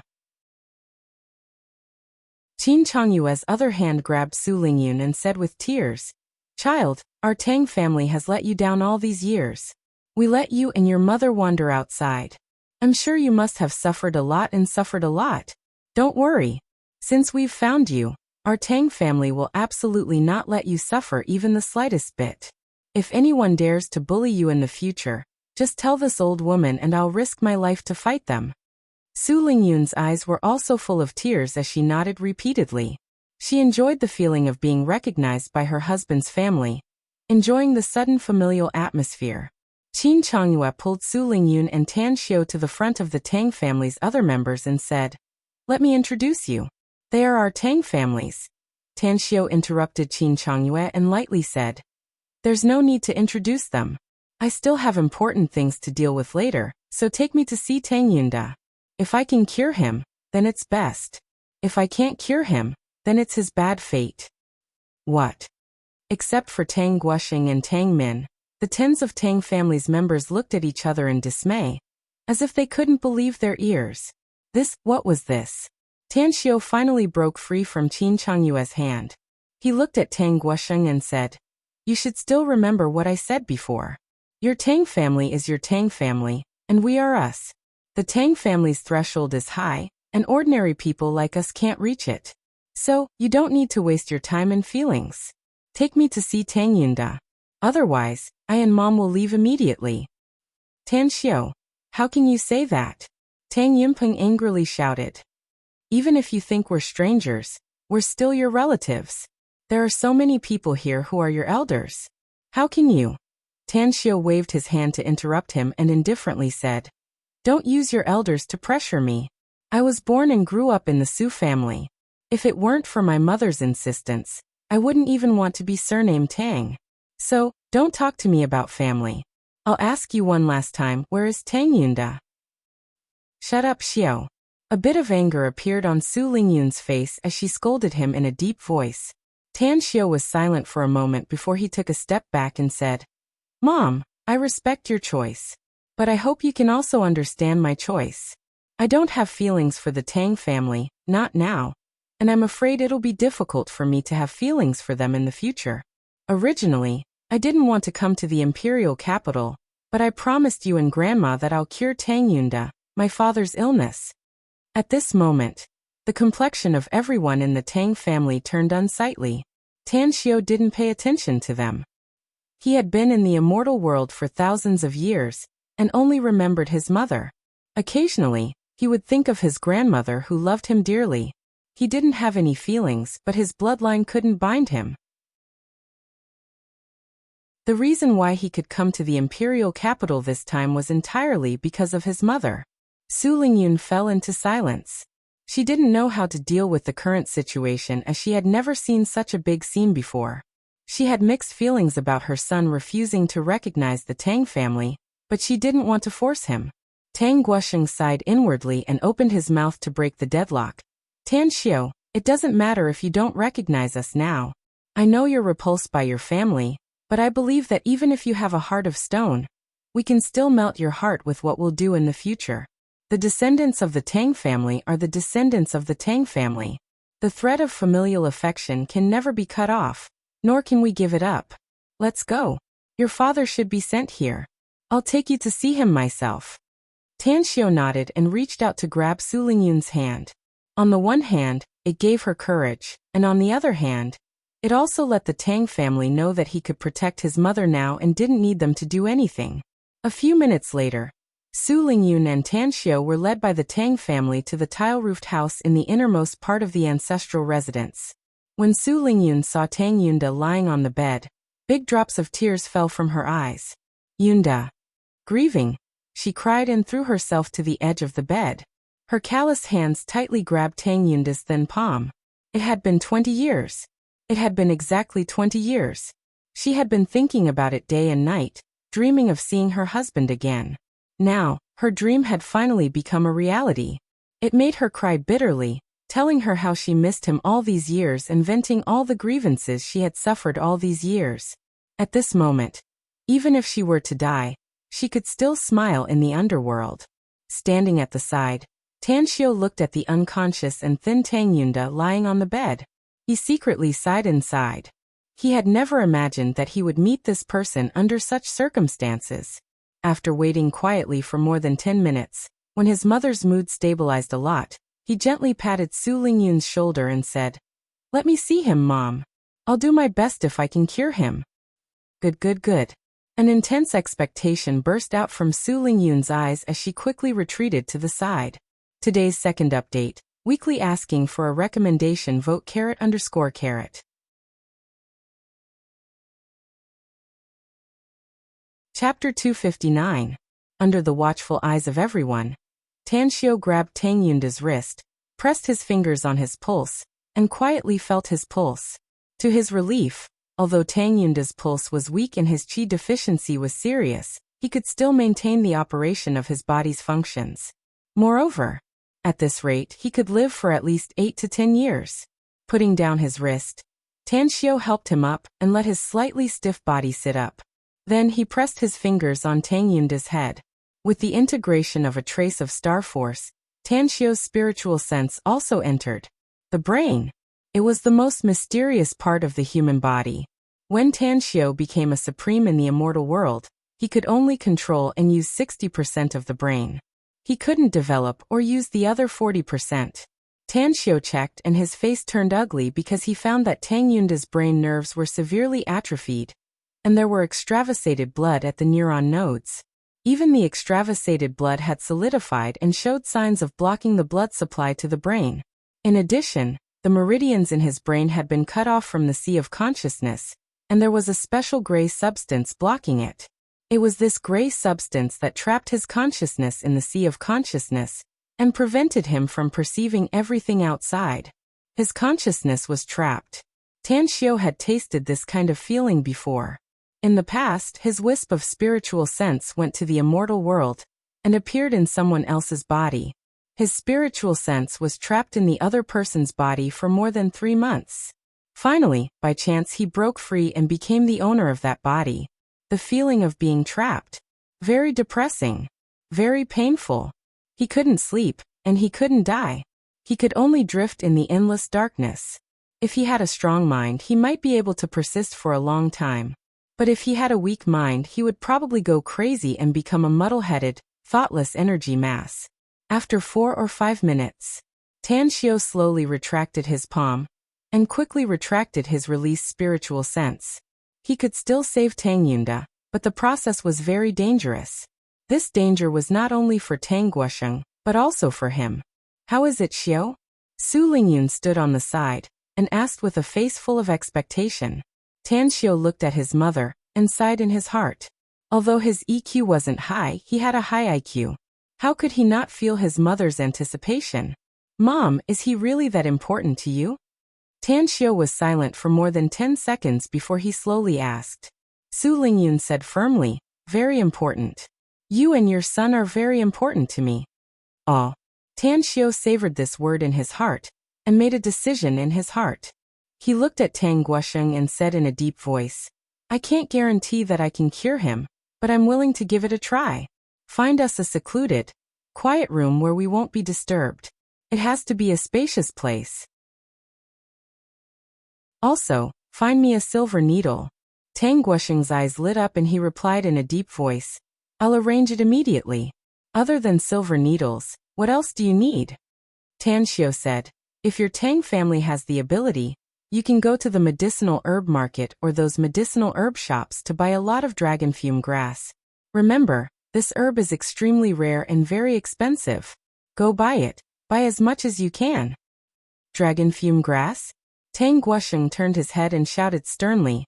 You all heard it. Go out and find it. Be quick. Find all the things Tan Xiao needs within 3 hours. Understood. Dozens of people of the Tang family rushed outside. Tang Guosheng looked at his wife, who had been staring at Tan Xiao. He secretly sighed inside.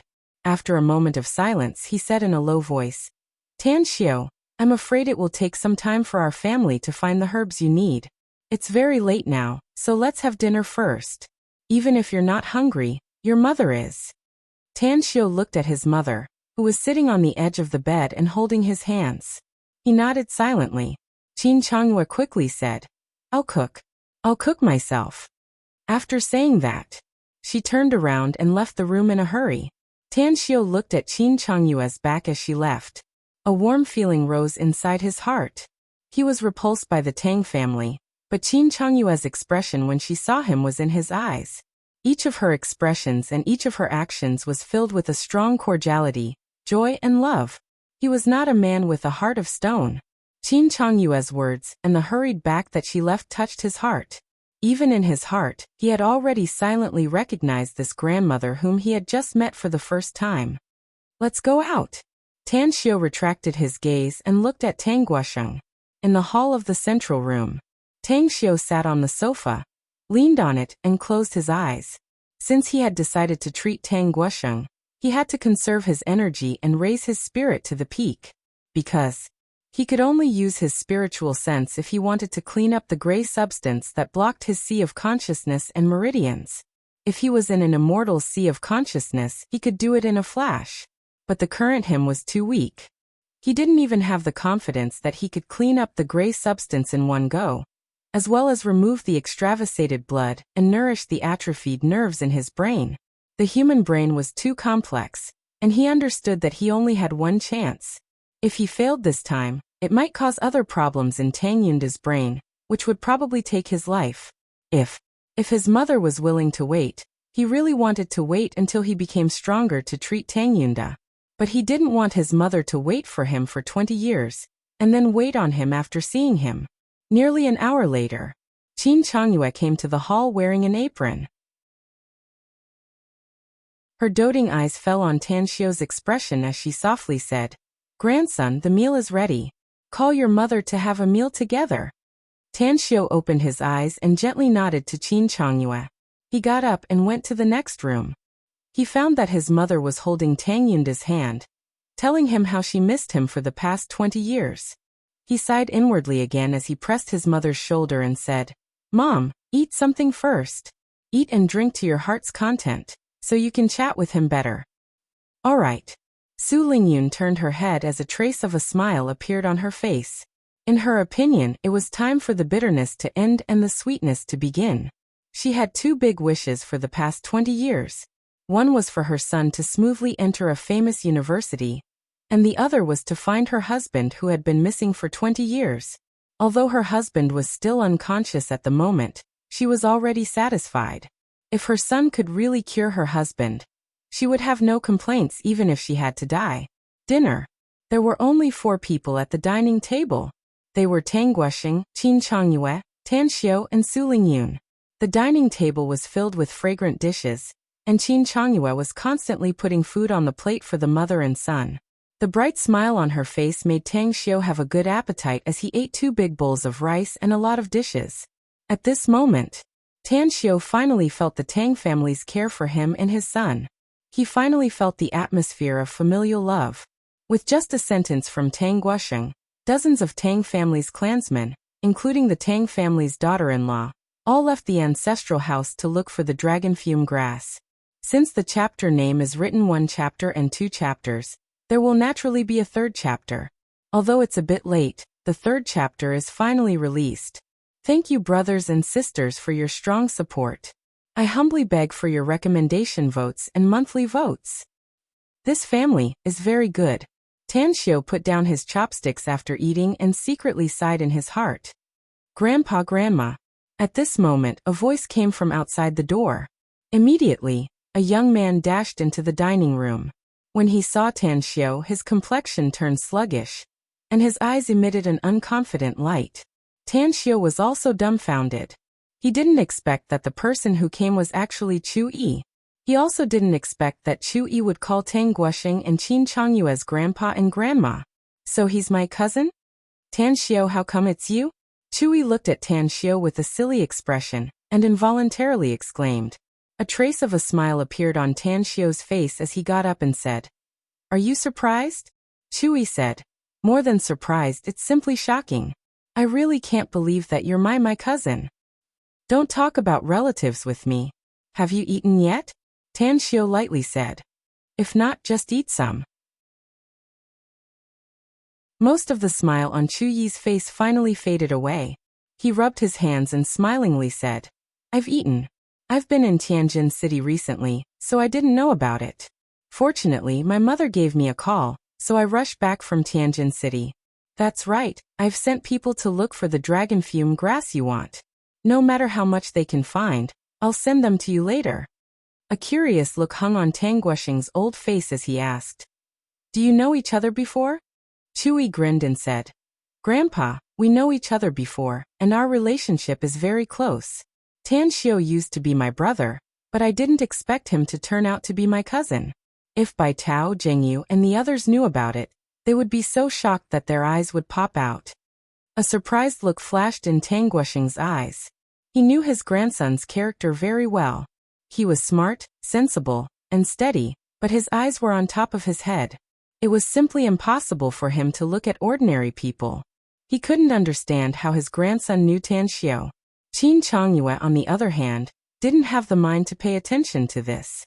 She just smiled at Chu Yi's arrival. Her eyes were still unwilling to leave Tan Xiu. Tang Guosheng hesitated for a moment and asked again, "How do you know each other?" Chu Yi said with a smile, "Bai Tao and I have been to Star City before. The young master of the Long family, Long Jingyu, is our friend. We met Tan Xiu through him. Grandpa, you still don't know. My cousin's ability is too powerful. Even I, Bai Tao, and the others admire him greatly." Tang Guosheng was silent for a moment, and then said, "I've arranged someone to investigate him. I only know that Tan Xiu does have a friend called Long Jingyu, but I didn't expect that you also know him. He can even cure miasma. His ability is indeed amazing." Chui grinned and said, "Grandpa, he's not only amazing in the medical field." Chui. Tan Xiu frowned and shouted with a deep voice. Although Tang Guosheng had sent someone to investigate Tan Xiu, but the time was too tight, and the investigation information was not detailed. Therefore, upon hearing his grandson's words, he became more curious and said, "Chui, tell me. I really want to know what kind of ability this grandson of mine has."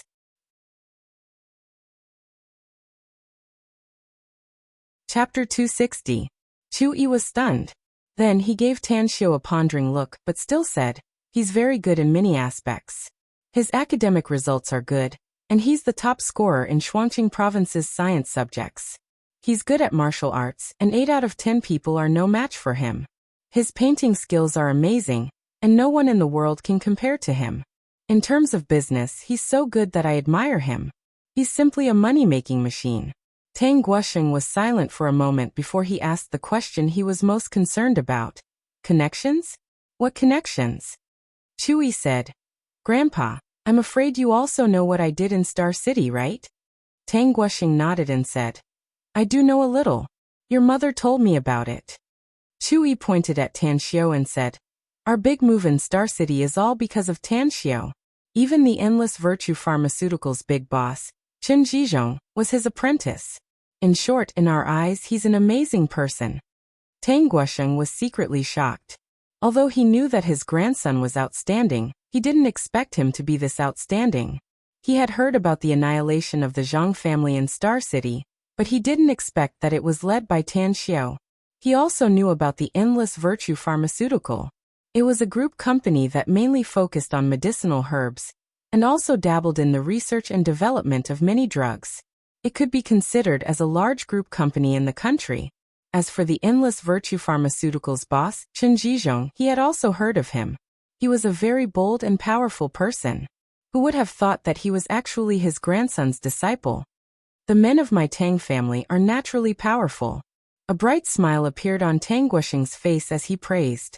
Tan Xiu felt uncomfortable being stared at by Qin Changyue. He was too lazy to refute Tang Guosheng's words.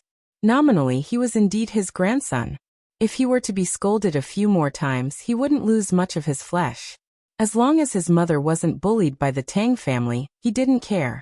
An hour later, many members of the Tang clan had already returned. What disappointed Tan Xiu was that even though they had used their connections, the amount of dragon fume grass they found was still pitifully small. Tan Xiu counted and found that there were only 12 of them. "Grandpa, I found 8 stalks of dragon fume grass." Outside the door, a light voice sounded. Tang Ying carried a black leather suitcase and rushed into the room. 8. The members of the Tang clan looked at each other in disbelief. They used their connections to look for their friends, and inquired about the whereabouts of the dragon fume grass. They even announced that they would purchase it at a high price. In the end, it took so many people to buy 12, but Tang Ying alone bought 8? Tang Guosheng asked curiously. Tang, where did you find so many? In order to find the dragon fume grass, I posted it on my WeChat moments. Coincidentally, a friend of mine had 8 of them, and he gave them all to me. However, my friend said that burning the dragon fume grass can raise one's spirits. No matter how tired one is, breathing in the fragrance of the dragon fume grass after burning can make one feel refreshed. However, it also has very strong side effects. If inhaled too much, it will cause dizziness and nausea. In severe cases, it can even cause coma. Tan Xiao narrowed his eyes as he looked at Tang Ying and asked, "Not many people know about the dragon fume grass. Your friend is quite powerful. Who is he?" Tang Ying looked at Tan Xiao and hesitated for a moment. She didn't answer Tan Xiao's question but asked instead, "Before answering your question, can you answer mine first?" Tan Xiao was silent for a moment before he said, "Ask away." "My friend who gave me the dragon fume grass said that she knows a strange person," said Tang Ying. "But it's undeniable that this strange person is very powerful. He has very high attainments in painting, and his landscape paintings are the best in the world. Once in Tianjin City, this strange person gave my friend a landscape painting for free and sold several pieces of calligraphy at a sky-high price. His name is Tan Xiao. I want to ask, do you have any relationship with this person?" "So you're talking about Mu Weining," Tan Xiao said indifferently.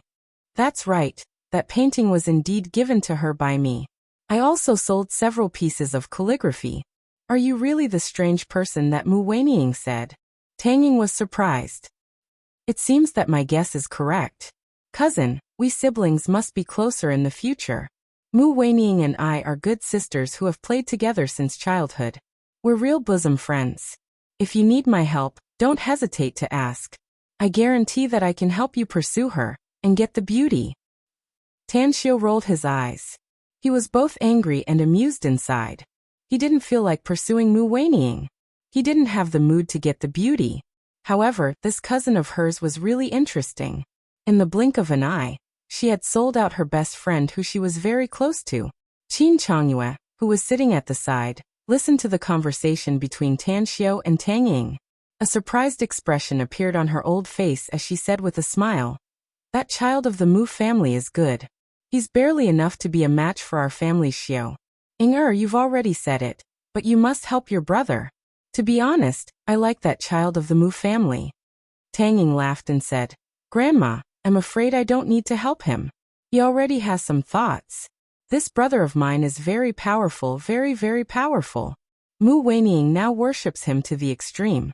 She can't wait to devote herself to him." "That's good, that's good." A smile blossomed on Qin Changyue's face. Sometimes, enthusiasm was also a kind of burden. Tan Xiao could feel the enthusiasm of the Tang family, as well as the cordiality expressed by them. Most of his indifference had also been worn away. He suddenly realized how correct Tang Guoxing's previous words were. "Tan Xiao, it doesn't matter if you don't recognize us now. I know you're repulsed by these relatives. But I believe that even if you have a heart of stone, we can still melt your heart with what we'll do in the future. The descendants of the Tang family are the descendants of the Tang family. The thread of familial affection can't be cut off, nor can we give it up."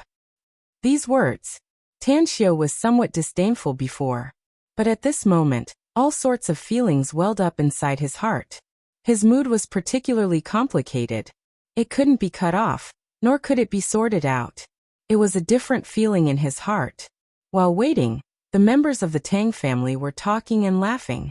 Most of the content revolved around Tan Xiao and Su Lingyun. Those words of praise and the expression of familial affection made Tan Xiao finally accept them from the bottom of his heart.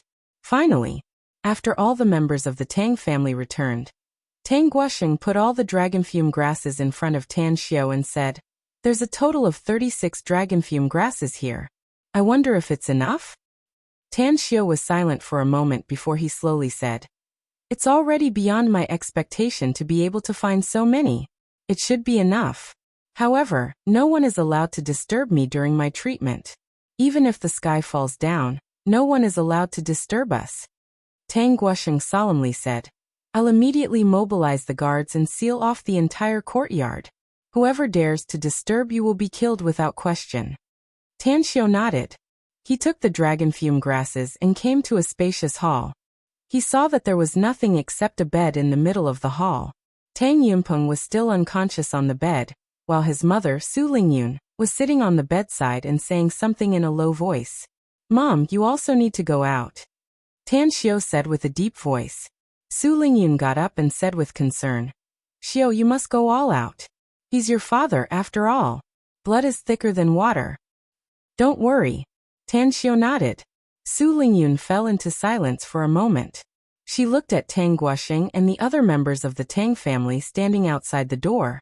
With a bit of expectation, she said, "Xiao, can you promise me something before you treat your father?" "What is it?"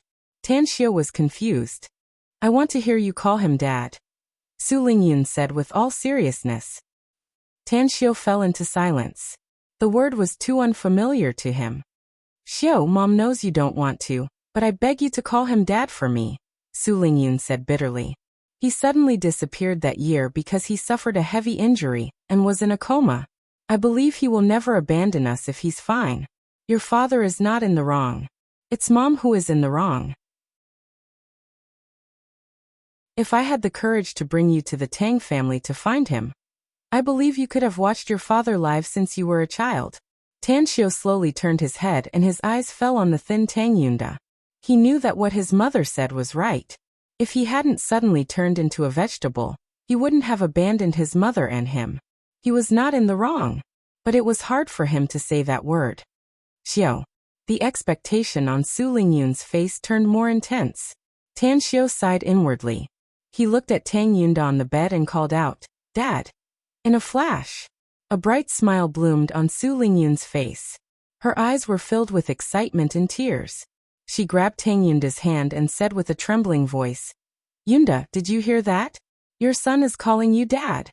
You must be strong for me and our son. You must wake up."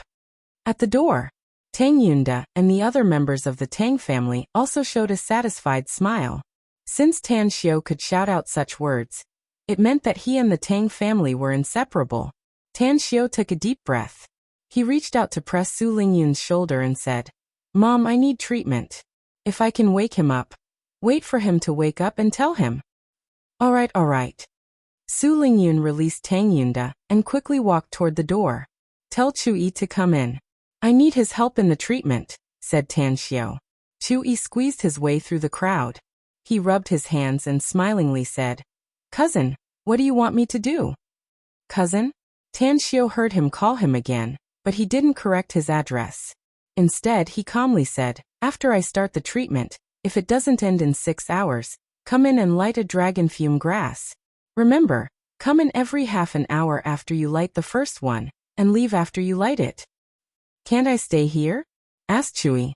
Tan Xiao shook his head and said, "The fragrance of the dragon fume grass is harmful to you. It will make you fall unconscious if you smell it too much." "So powerful?" Although Chu-yi heard Tang Ying talking about it, he didn't expect it to be so powerful. He could doubt Tang Ying, but he would never doubt Tan Xiao's words. "Don't worry. I'll do it according to your arrangement." Tan Xiao nodded and let all the members of the Tang family go out. After closing the door, he took off his shoes and stepped on the bed. He then helped Tang Yunda to sit cross-legged in front of him.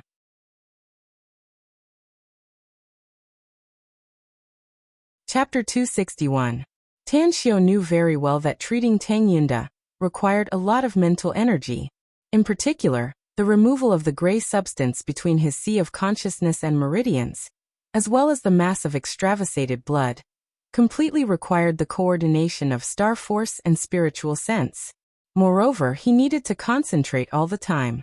The input of star force and spiritual sense also had great requirements. Success. Tang Yunda woke up and survived. Failure. Tang Yunda died and vanished into thin air. Tan Xiao didn't want to let his mother down. After all, she had suffered for 20 years. Now the good days she had been looking forward to finally came. Even if it was dangerous, Tan Xiao must go all out. A silver needle. In an instant, it pierced into the Qianding acupoint in the middle of Tang Yunda's head. Tan Xiu pinched the silver needle and carefully transferred a trace of star force into the acupoint. His spiritual sense quickly followed the star force and drilled into Tang Yunda's brain. The extravasated blood must be removed first. After that, Tang Yunda's brain nerves must be nourished and repaired. Only then could he slowly remove the gray substance. Under the control of Tan Xiu's spiritual sense, the silk-like star force slowly pierced into the coagulated extravasated blood, pierced and retracted, repeating the cycle. Every time the star force and spiritual sense were retracted, a trace of extravasated blood would be brought out. Time flew by. Tan Xiu's spiritual force had been concentrated to the limit, bringing out the extravasated blood again and again. It took a full hour for the coagulated extravasated blood to be cleared by 1/5. Subsequently, Tan Xiu retracted his star force and spiritual sense, and quickly pulled out the silver needle on the top of Tang Yunda's head. His spiritual sense once again wrapped around the extravasated blood, and pulled it out little by little. Then he pierced the silver needle into the Qianding acupoint, and cleaned up the extravasated blood bit by bit according to the previous method. However, the speed was increased later, but it still took him 4 hours to clean up the extravasated blood in Tang Yunda's brain. The repair of Tang Yunda's brain nerves was still slow. The star force had a strong nourishing and repairing function, but Tan Xiu only repaired 60% of the atrophied brain nerves in 2 hours. Almost there. Thick beads of sweat appeared on Tan Xiu's forehead, but he didn't seem to notice it. At this time, the waves of mental fatigue brought him great trouble. However, he knew that the more critical the moment, the more he couldn't relax.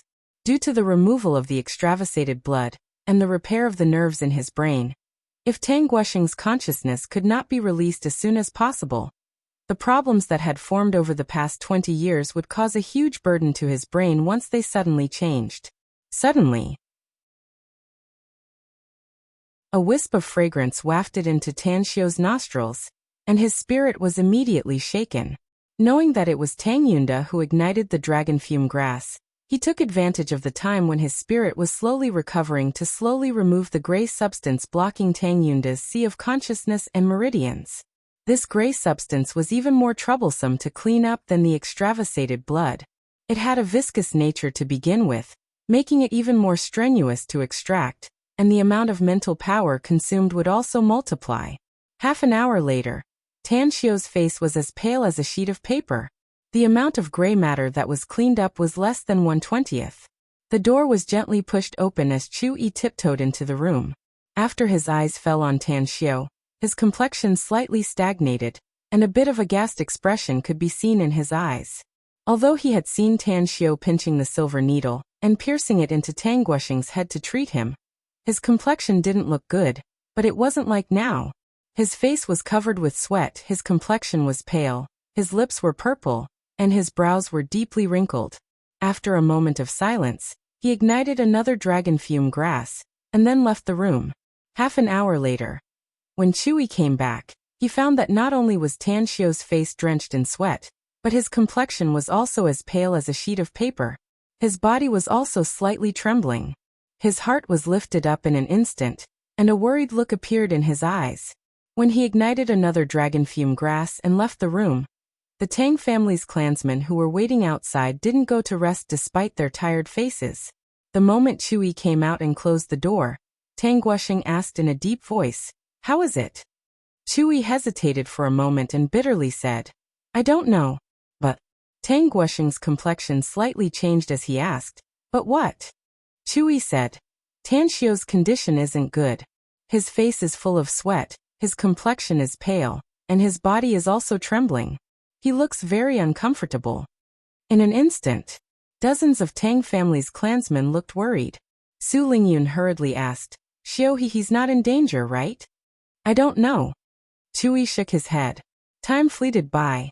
4 hours later, when Chu Yi ignited the 11th dragon fume grass, Tan Xiu's slightly hoarse voice was transmitted to his ears. "Ignite one every 10 minutes. Chu Yi didn't answer, but he firmly remembered Tan Xiu's words. At this time, his worry about Tan Xiu had also risen to the extreme. Because although Tan Xiu's face was covered with sweat, there was not a trace of blood on his face. Blue veins protruded on his forehead, and his lips were no longer purple, but had dried up and cracked, and even had bloodstains oozing out. His body trembled twice as much as before, as if he would faint at any time. He hesitated for a moment. He quietly took out his mobile phone and took a photo of Tan Xiao and Tang Yunda, and then quietly left the room. "It's not over yet?" Tang Yunda asked with a worried face. Chui shook his head and handed over the mobile phone, saying, "Grandpa, this is the photo I just took. Please take a look." Tang Yunda took the mobile phone. When he saw Tan Xiao's appearance in the photo, his body trembled and disbelief burst out from his eyes. Wretched. Miserable. He didn't expect that Tan Xiao would be in such a miserable state in order to treat his son's illness, especially when he saw the blood overflowing from Tan Xiao's cracked lips, which made him feel a bit distressed. "Let me see." Su Lingyun quickly grabbed the mobile phone. When she saw Tan Xiao's appearance in the photo, she felt as if her heart was stabbed by a knife. 2 lines of tears couldn't help but roll down. She wanted to rush inside and stop her son from being treated, for fear of losing him. However, a trace of reason told her that she couldn't be impulsive. In case she disturbed her son, not only would she not be able to save her husband, but it would also bring a blow to her son. The photo in the mobile phone was constantly passed to the other members of the Tang family. When they saw it, all of them fell into silence. At first, they recognized Tan Xiao entirely because Tan Xiao had the blood of the Tang family flowing in his veins. But when it came to feelings, they really didn't feel much. But at this moment they didn't think so. Tan Xiao asked them to find the dragon fume grass in advance. Perhaps he already knew that such a situation would occur, but he still treated Tang Yunda without any hesitation. This showed that he was a descendant of the Tang family who valued affection and righteousness. "My grandson." After seeing the photo, Qin Changyue's tears couldn't stop flowing. She felt as if a knife was being twisted in her heart. She finally saw her grandson, whom she had been missing for 20 years, but she didn't expect that he would become like this. In the room, Tan Xiao had cleared 4/5 of the gray matter in Tang Yunda's mind, and the consumption of his spiritual force had also reached the limit. If he continued to persist, it would cause great damage to his spiritual force. However, the tenacity that had been tempered for thousands of years still made him persevere. Either he didn't do it, or he did it well. Tan Xiao's teeth bit the tip of his tongue, and the sting made him once again raise his spirit. However, the more time passed, the slower the gray matter's speed became. When Tan Xiao treated Tang Yunda for 27 hours, only 1/10 of the gray matter remained. At this moment, Tan Xiao found that Tang Yunda's consciousness had broken through his sea of consciousness and regained the ability to control his body. "Don't move." A hoarse and weak voice came out from Tan Xiao's mouth. At this moment, Tang Yunda felt like he was dreaming.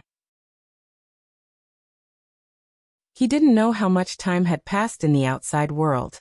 He felt that he was trapped in the endless darkness for a long time.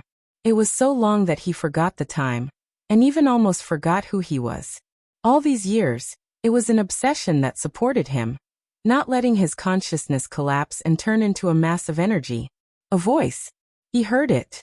It was a very young voice. The moment he opened his eyes, he could clearly see Tang Xiao sitting cross-legged in front of him, looking particularly miserable. As his eyes turned, he also saw the scene in the room. "Who are you?" Tang Yunda's throat squirmed a few times, and a weak voice sounded. "Shut up." Tan Xiao's hoarse voice sounded again. Tang Yunda was silent. Although he didn't know Tan Xiao, he also realized that Tan Xiao was treating him. It was all thanks to the young man in front of him that he was able to wake up from the endless darkness. With that gratitude, he remained silent and motionless. 32nd hour. The moment Tan Xiao cleared the gray matter, he finally couldn't suppress his boiling blood, and spurted out a mouthful of blood. At the same time, his spiritual force and star power were completely exhausted. His vision turned black, and his body fell to the side. In an instant he completely passed out. Tang Guoxing's chest was dyed red by Tan Xiao's blood, but he was more worried about Tan Xiao's safety. After all, the person in front of him was saving him. He wanted to help Tan Xiao, but his stiff body made his movements extremely slow. The sense of weakness that came from the soul made his vision turn black. Finally, when his hands touched Tan Xiao's arm, His vision turned black and he passed out. Outside the door, many members of the Tang family finally couldn't hold on anymore. Some went to other places to rest, while others directly sat on the bench and fell asleep. Tang Guosheng, who had slept for a few hours, had been staring at the door with his weather-beaten eyes. On the side, Su Lingyun hadn't closed her eyes for more than 30 hours. Her eyes were red and she looked a bit embarrassed, but she still persisted, waited and prayed. "Grandpa, should I go in and have a look again?" Chui squatted next to Tang Guosheng and waited anxiously. He finally couldn't help but ask. Tang Guosheng was silent for a moment before he nodded and said, "Remember, don't affect my grandson." "All right." Chui nodded. He stood up and rubbed his numb legs, and then walked toward the door step by step. When he gently pushed the door open and saw the situation inside, his complexion suddenly changed. He turned his head and hurriedly said, "Grandpa, it's bad. Today, the second chapter will be presented on time. If the recommendation votes for the day exceed 1,000, or the monthly votes exceed 100, the Silent Night Society will release the third chapter in the early morning. Please support me, brothers and sisters. __. Chapter 262. Tang Guosheng's complexion greatly changed. He quickly got up from the chair and sprinted to the door asking, "What happened?" Chui pointed inside and said with a trembling voice, "The treatment seems to be over." "Tan Xiao he." Tang Guosheng looked at the direction of Chuyi's finger. When he saw the comatose Tang Yunda and Tan Xiao on the big bed, his heart instantly twitched a few times as he rushed into the room.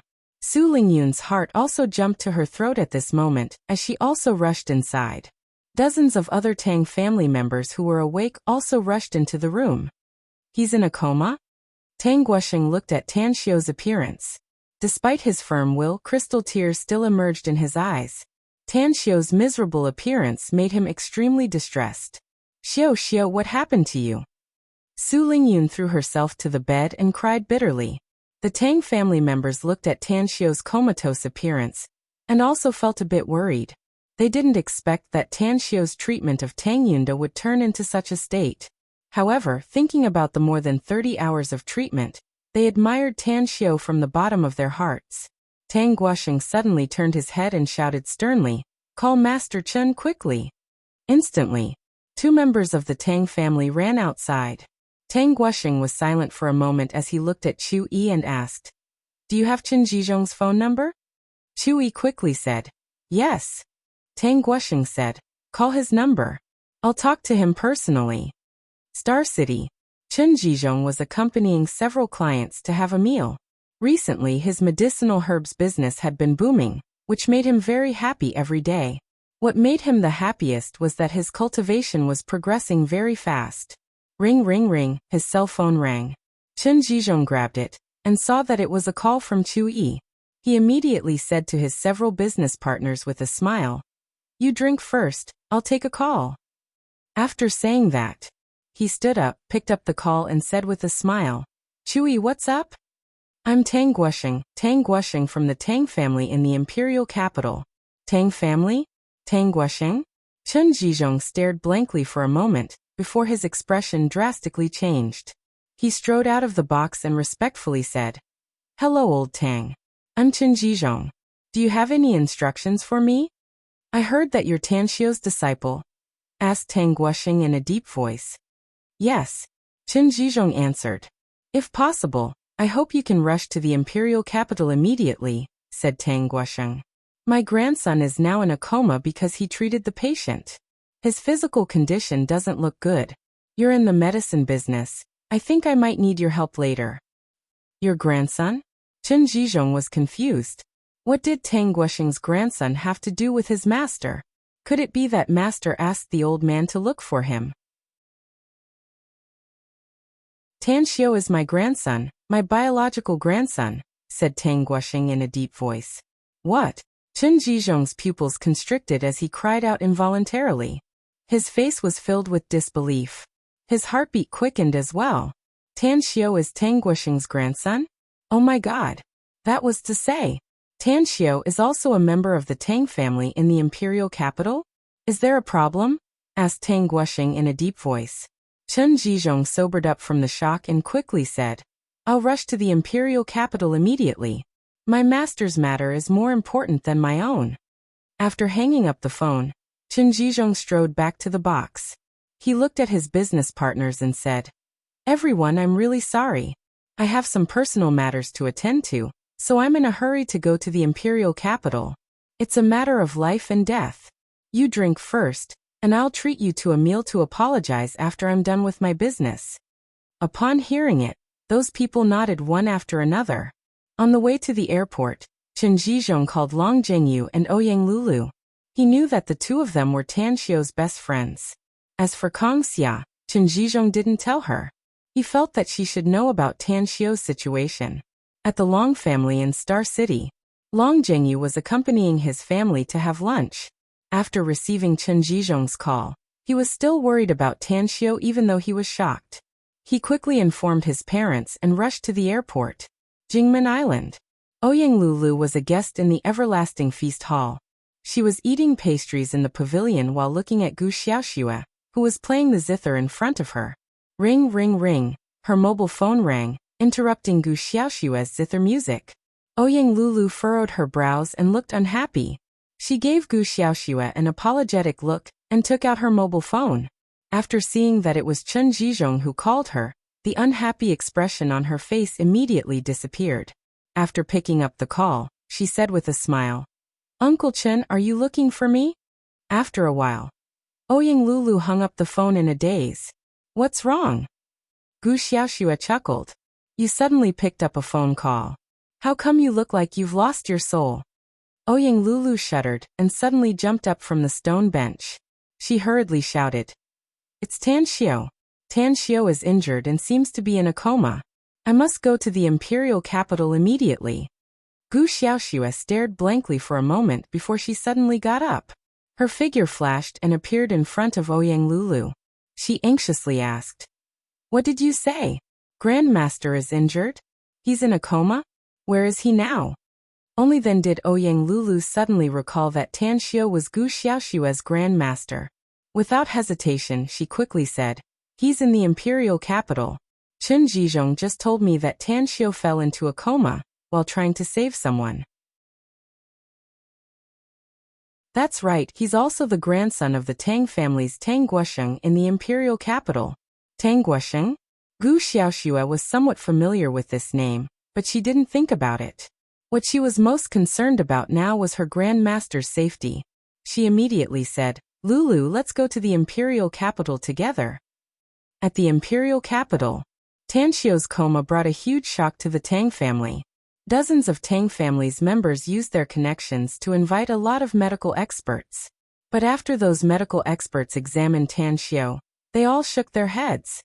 Even the divine physician Chen Tianhe could only figure out that Tan Xiu fell into a coma due to overexertion of his mental and physical strength. Grandmaster Chen, you must save my grandson. My Tang family is willing to pay any price. Tang Guosheng suppressed his grief as he looked at the gray-robed old man in front of him and said. Chen Tianhe forced a smile and said, I know what you're thinking, old Tang. But there's nothing I can do about his situation. His aura is too weak, and his vitality is obviously fading away. If it goes on like this, he'll die in at most 1 day. Is there no other way? Tang Guosheng hurriedly asked. Chen Tianhe was silent for a moment and then slowly said, I know a golden needle acupuncture method that can stimulate his acupoints and arouse a trace of vitality in him. But this method can only treat the symptoms and not the root cause. It can only let him live for 2 more days at most. If we can't find a solution after 3 days, I'm afraid. Just as Tang Guosheng was about to speak, rapid footsteps came from outside the door. Tang Yunpeng strode into the room and shouted, Dad, Yunda woke up. What? Tang Guosheng's body trembled, but his bitter heart couldn't give birth to a trace of joy. Although his son had woken up, he had to pay the price of his grandson's life, a price he couldn't afford. He turned his head to look at Su Lingyun, who had fainted. He felt that he had lost too much money to this mother and son pair. Grandmaster Chen, 2 more days is 2 more days. My Tang family will find a way to cure my grandson, no matter what price we have to pay. I'm sorry to trouble you. Chen Tianhe gently nodded. He took out a silver needle and quickly performed acupuncture on Tan Xiao. Sure enough, after his acupuncture treatment, the loss of Tan Xiao's vitality slowed down. Inside another room, more than a dozen members of the Tang family looked at Tang Yunda, who had woken up with excitement. Qin Changyue was in tears and didn't want to let go of Tang Yunda's hand. "I'm really fine, Mom. Don't cry. I'm awake now." Tang Yunda squeezed out a smile and slightly moved his body. He found that his body was much better than when he had just woken up. Tang Min's eyes were red as she said in a low voice, "Second brother, it's good that you're awake. It's good that you're awake." At this time, Tang Yunda already knew that he had been in a coma for 20 years. Although he felt that it was a miracle that he had woken up, he was still full of happiness when he felt the excitement of his relatives. Suddenly, he remembered the young man who saved him and quickly asked, "That's right. After I woke up, I found that the young man who saved me vomited blood and fainted. How is he now?" For a moment, the Tang family members looked at each other in dismay, but they didn't know what to say. Qin Changyue wailed for a while before wiping his tears and sobbing, "Son, don't you know that the person who saved you is your own son? He's not good now. Very, very bad." "What? Me, my son?" Tang Yunda recalled that his wife was pregnant before he fainted. But he never dreamed that the young man he saw after he woke up turned out to be his own son. "Mom, how is he?" Tang Yunda's voice was somewhat trembling. Tang Min answered for her mother. "The family has invited a lot of famous doctors, but they are at a loss for his situation. They said that he has overused his mental energy and will be in danger." "Take me to see him." Tang Yunda struggled to stand up. 2 minutes later, with the help of the Tang family members, Tang Yunda came to the room where Tan Xiao was in a coma. When he learned about his son's situation from his father, Tang Guosheng, and the divine doctor of national medicine, Chen Tianhe, he wailed. As for the unconscious Su Lingyun, she was hugged in his arms and tears couldn't stop flowing down. At the imperial capital, all the big families, the members of the rich and powerful families, and even those who stood at the top of the pyramid of power in the country, had received the news that the Tang family's grandson, who had been lost for 20 years, had been found. Just when they were secretly surprised that the Tang family had added another member, another heavy news came. The Tang family's descendant was officially a divine doctor of Star City Chinese Medical Hospital. He had saved his father who had been in a coma for 20 years, but he himself fell into a coma and his life was in danger. For a moment, the top people in power in the country contacted Tang Guosheng one after another to inquire about Tan Xiao's situation and to comfort him. Many of the top doctors in the country also received the invitation from the Tang family and rushed to the imperial capital to visit the Tang family. "Sorry, I met the condition to add more chapters yesterday, but Quiet Night got drunk while entertaining the two great gods who came from afar. So I hereby make up for it. There are still 2 chapters left today. Brothers and sisters, please continue to recommend your votes _.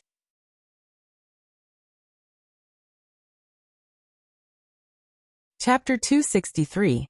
At the Tang family in the imperial capital, Tang Guosheng was full of expectation as he welcomed one famous doctor after another. But he also sent them away with a disappointed face. That included the divine physician of the Tang family, Chen Tianhe. At the Tang family's ancestral residence, Chen Zhizhong and Long Jingyu looked at the anxious faces of the Tang family's people and secretly sighed inwardly. After they arrived, they finally understood the cause and effect of the matter.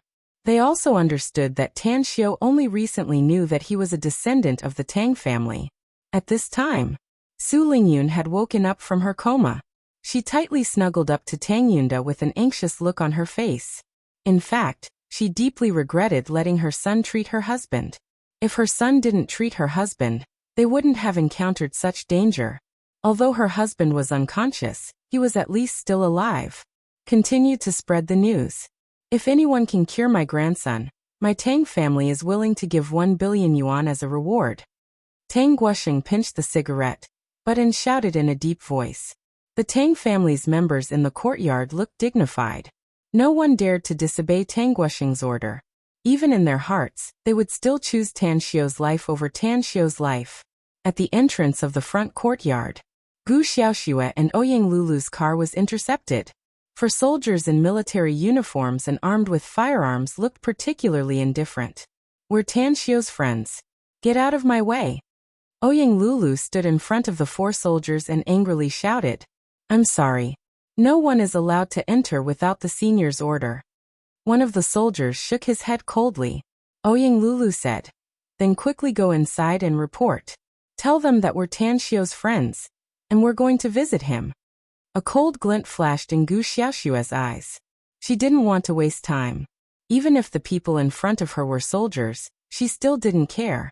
Her figure flashed and appeared in front of the 2 soldiers. Her palm chopped down. The 2 soldiers only felt a blur before they directly fainted. "Bastard!"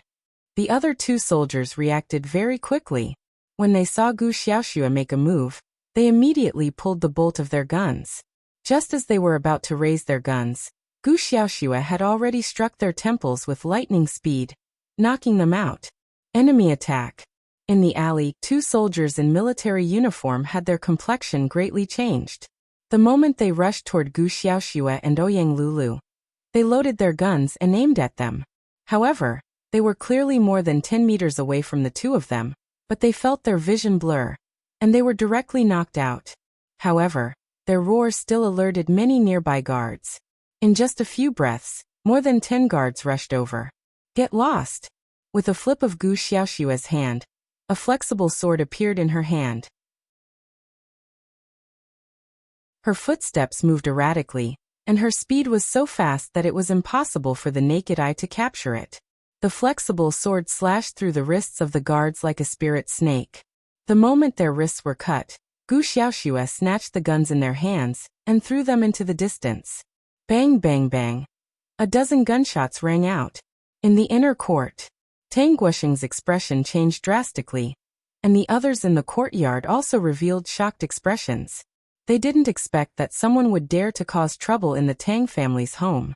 Even the guards outside had already pulled out their guns. "Yimpeng, go out and take a look." Tang Guosheng's face was gloomy as he shouted sternly. Tang Yimpeng replied and dashed outside. When he came to the front yard, he saw 2 guards in military uniforms being knocked into the yard from outside and heavily smashed onto the hard concrete ground. "I'm Tang Yimpeng. Who are you?" Gu Xiaoxue coldly snorted and her figure instantly disappeared. When she reappeared, she was already in front of Tang Yimpeng. Her slender white fingers were already clutching Tang Yimpeng's throat as she coldly said, "I don't care who you are. Take me to see my Grand Master immediately. Otherwise, I'll kill you without mercy." Tang Yimpeng's eyes were filled with horror as his throat was clutched. A chill rose from the bottom of his heart. It was because this girl was 20 meters away from him, but she appeared in front of him in a flash. It was just like a divine skill in the fairy tales, teleportation. Who's your grandmaster?" Gu Xiaoxue furrowed her brows and coldly said, "Tan Xiu." Tang Yimpeng felt that the strength of her hand had reduced a lot and quickly said, "Tan Xiu is your grandmaster? I'll take you to see him immediately." Gu Xiaoxue was silent for a moment. She released Tang Yimpeng and then said to Ouyang Lulu, who just ran in from the door, "Let's go. They can't hurt you." All right. It was the first time for Ouyang Lulu to see Gu Xiaoxue's moves. Her lightning-like speed and ruthlessness shocked her.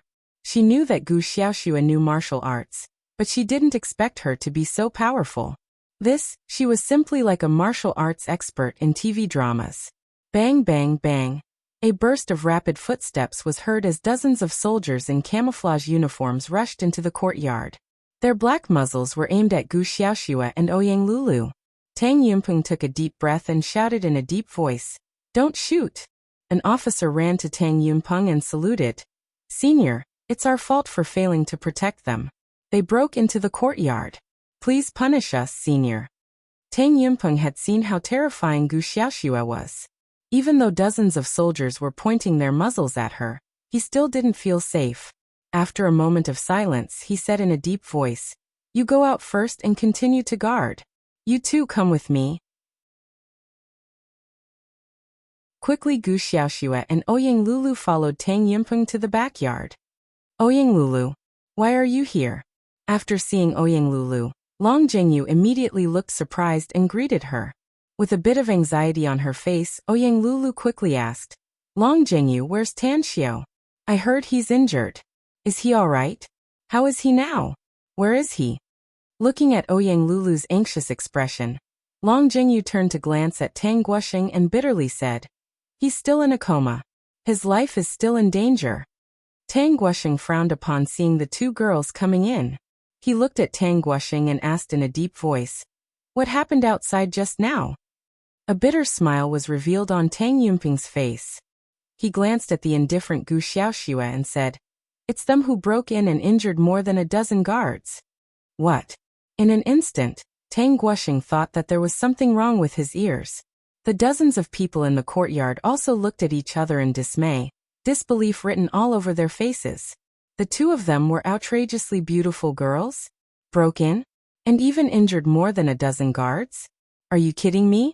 Looking at their soft and weak appearance, how could they possibly injure more than a dozen guards?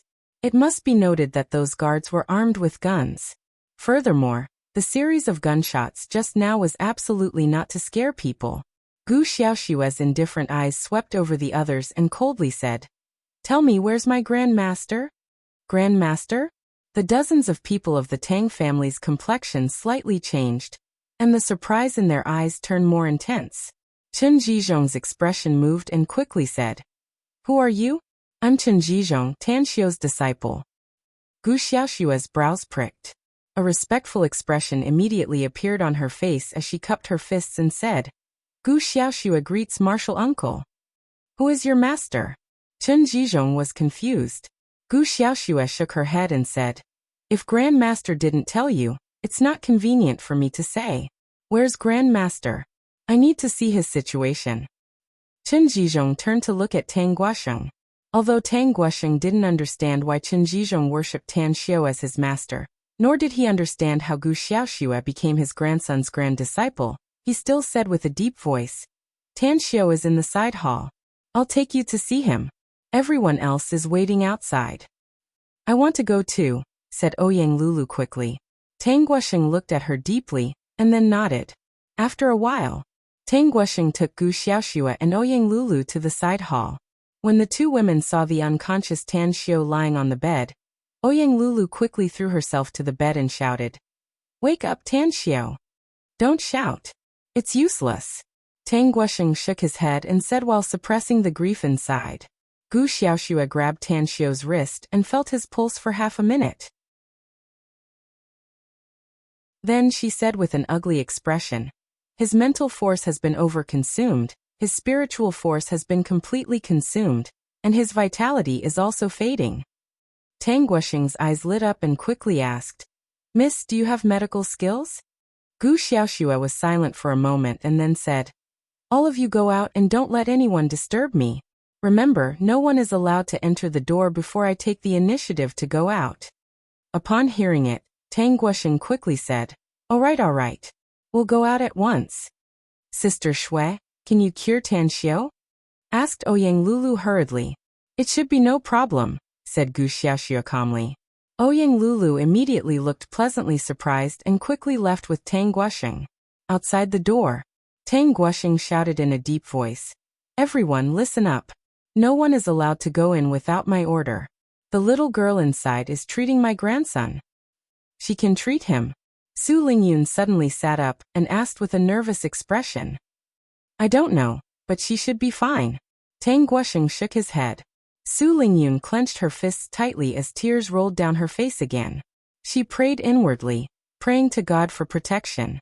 If her son could wake up and recover, even if she had to die, she would be willing to do so. Suddenly, her eyes fell on Ouyang Lulu and probingly asked, Miss, what's your relationship with my son? Son. Ouyang Lulu instantly understood Su Lingyun's identity. A trace of blush appeared on her face as she hurriedly bowed and said, Hello, Auntie. I'm Tanxiu's friend. We have a good relationship. Su Lingyun nodded and gave her a grateful look, saying, Thank you for coming here. It's really my son's luck to have friends like you. She didn't understand, but the other people around looked at Ouyang Lulu with a somewhat strange expression. They had clearly seen Ouyang Lulu's girlish attitude a moment ago. Today's second chapter is here. Yesterday's recommendation votes have met the requirement for additional chapters. I don't know if it can meet the requirement again today. If so, Quiet Night will have 4 chapters today. Brothers and sisters, do your best. Both monthly and recommendation votes are fine. _.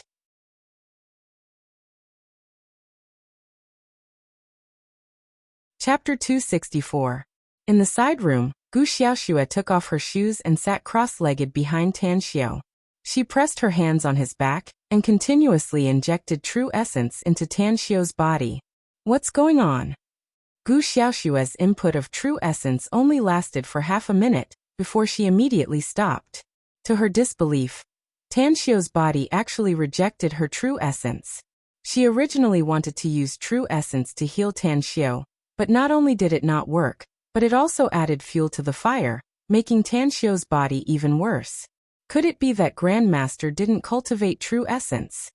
But if it's not true essence, how can I save him? Use the blood sacrifice method.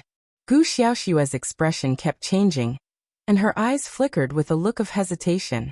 The blood sacrifice method could indeed save Tan Xiao, but it would be extremely harmful to her. Not only would her lifespan be reduced, but her cultivation speed would also be affected. After a dozen seconds of thinking, Gu Xiaoxue finally made up her mind to use the blood sacrifice method to save Tan Xiao. After all, Tan Xiao was her grandmaster, the person that her master cared about the most. Heaven and earth are black and yellow, devour blood and take life. Gu Xiaoxue bit her fingertip and made dozens of finger seals, forcing a drop of blood out of her body and pressing it between Tan Xiao's eyebrows. Between heaven and earth, a mysterious aura merged into the drop of blood that Gu Xiaoxue had forced out, and then merged into Tan Xiao's eyebrows. Then, her body floated up and instantly appeared above Tan Xiao's head. As she stood upside down in the air, she pressed her palm on the top of Tan Xiao's head, and a wave of Kanate Qi was transferred into Tan Xiao's body. After doing all this, her face was a little pale. After her figure appeared in front of Tan Xiao, she directly sat cross-legged and closed her eyes to adjust her breath. Now she had surpassed the Golden Core realm, and was just short of breaking through to the nascent soul realm. However, forcing out a drop of life essence, and using the blood sacrifice method caused her to suffer a great loss. At least a few years of her lifespan had been reduced.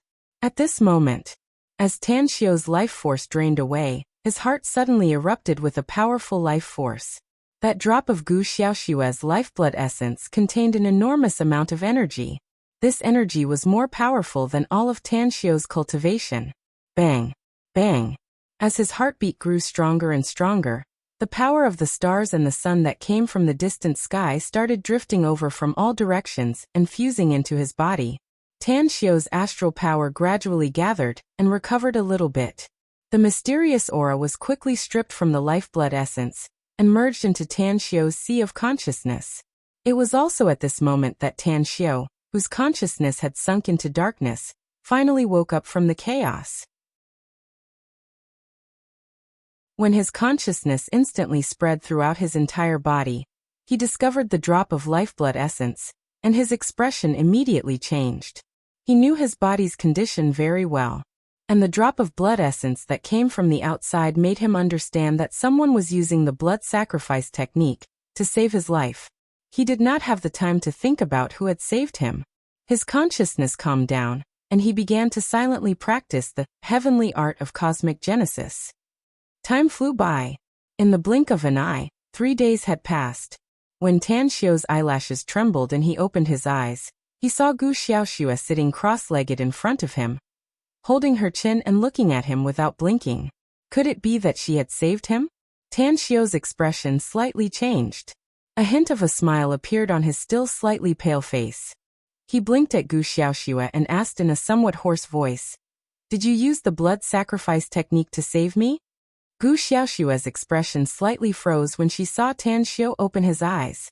When she saw Tan Xiao blink and heard Tan Xiao's words, she immediately cried out in pleasant surprise, "Grandmaster, you're finally awake.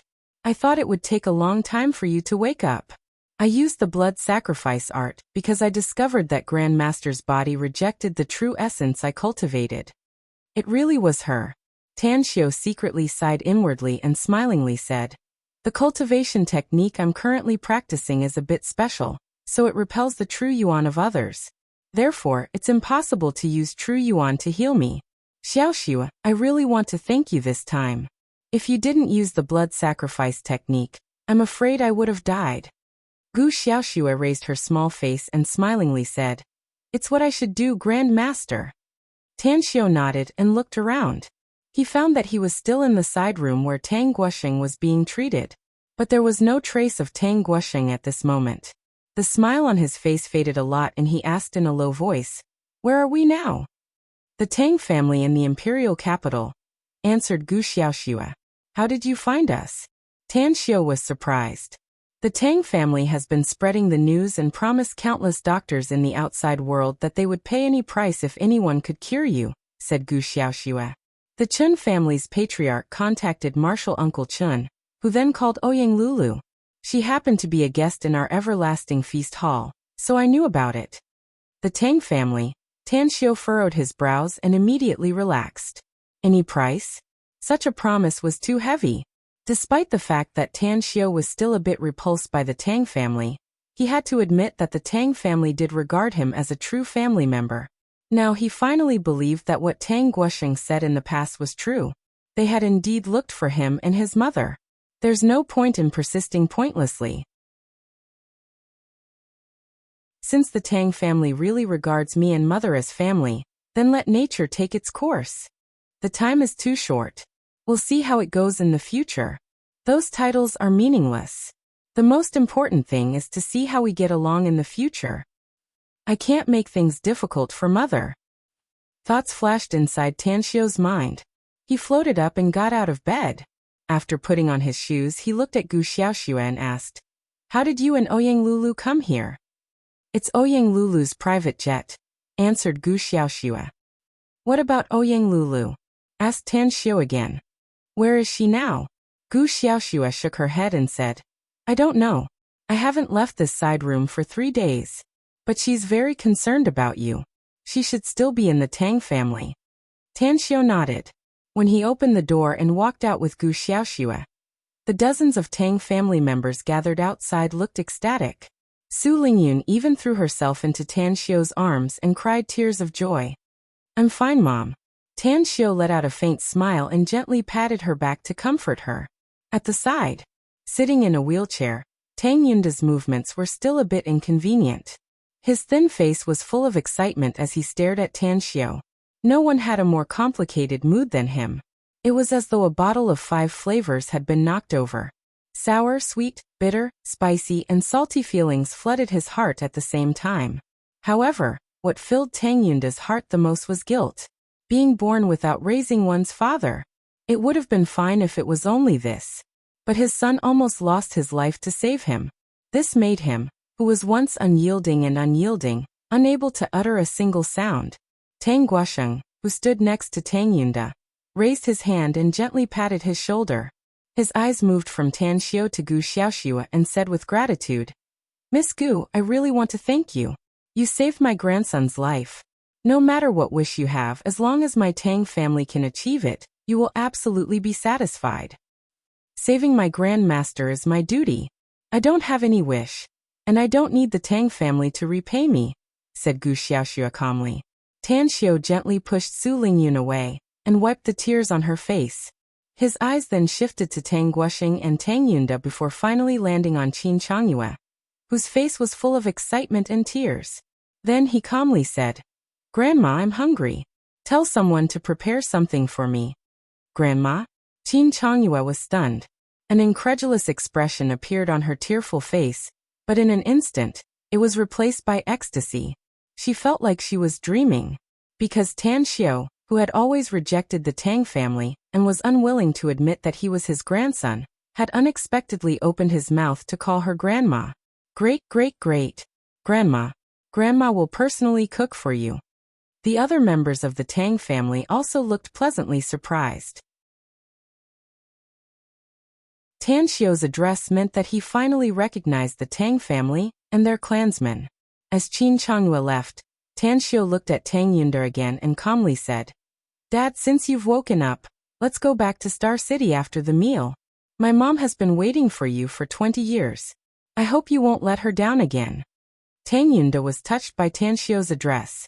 Tears streamed down his cheeks. He heavily nodded and seriously said, "Rest assured, I'll use the rest of my life to compensate you and your son." Half an hour later, Tan Xiu and Gu Xiaoxue had eaten and drunk to their heart's content. Qin Changyue sat next to Tan Xiu as she watched Tan Xiu eat most of the food she cooked. A sense of satisfaction rose in her heart. The moment Tan Xiu put down his chopsticks, she quickly asked, "Grandson, are you full?" Tan Xiu nodded and said, "I'm full." Qin Changyue nodded with satisfaction and said with a smile, "If you're willing to eat Grandma's cooking, Grandma will cook for you every day." Tan Xiu shook his head and said, "Grandma, I have an important matter to deal with. I need to go to Jingmen Island, and then I'll go abroad. Wait for me to come back. If the University of Shanghai hasn't started yet, I'll come over." "You're going abroad?" Qin Changyue was surprised. Tan Xiu nodded and didn't explain further. He turned to look at Tang Guosheng and said, "Grandpa will go first." "Can you go a bit later?" Tang Guosheng asked. "Is there something else?" Tan Xiu asked. Tang Guosheng said, "Since you've come back, I'm going to let you worship the ancestors tomorrow and leave the names of you and your son in the family tree. If you have something to do, you can leave tomorrow after the worship." Tan Xiu pondered for a moment before he slowly nodded and said, "All right. I'll have to trouble you to arrange a place to stay. Xiaoxue and Lulu as well." "No problem." Tang Guosheng looked happy and immediately replied. At night, Tan Xiu, Gu Xiaoxue, Ouyang Lulu, and even Chen Zhizhong and Long Jingyu all stayed at the Tang family. Tang Yunpeng personally booked a hall in a nearby upscale restaurant and arranged 8 tables to celebrate Tang Yunda's awakening and Tan Xiu's safety.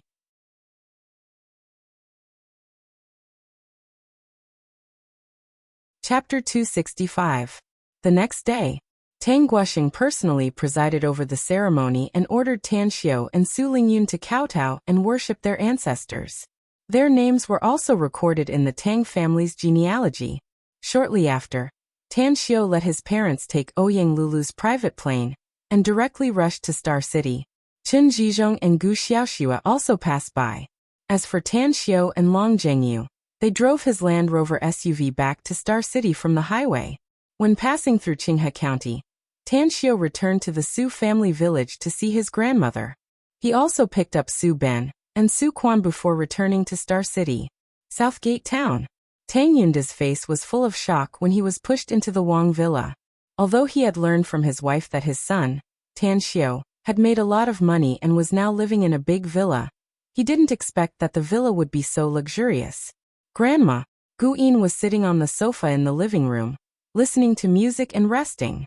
When she saw Su Lingyun coming into the living room, a pleasantly surprised look immediately appeared on her face. She quickly removed her headphones and ran over. Kong Xia was sitting on the opposite sofa, having a rare rest. She was holding a financial magazine, and looked surprised when she heard Gu Yin's words. She knew Gu Yin's life experience and knew that aside from Tan Xiu's mother, there was no one else she could call as grandma. As far as the eye could see, Kong Xia found that there were a lot of people entering the living room. A smile appeared on Su Lingyun's face. She loosened the hand that was pushing the wheelchair and directly hugged Gu Yin. Then she said with a smile, "Inin baby, have you been good lately?" "Inin is very strange, Grandma. I just miss you very much," said Gu Yin with a smile. Su Lingyun stroked Gu Yin's black hair and put her on the floor. She then pointed to Tang Yunda on the wheelchair and said, "Inin, he's your master's father. Call him Grandpa." Gu Yin stared blankly and curiously looked at Tang Yunda. Then she obediently said, "Hello, Grandpa. I'm Gu Yin. You can call me Inin." Tang Yunda already knew about Gu Yin, so he said with a smile, "Hello, Inin. From now on, we are a family." Gu Yin raised her head and looked at Su Lingyun. Su Lingyun nodded to her, and then looked at Kong Xia. This was the first time she saw Kong Xia, so she hesitated for a moment and then said, "You are." Kong Xia recalled the relationship between her and Tan Xiu, and her heart was somewhat perturbed. However, at this moment, she also saw Ouyang Lulu and Gu Xiaoxue following behind them.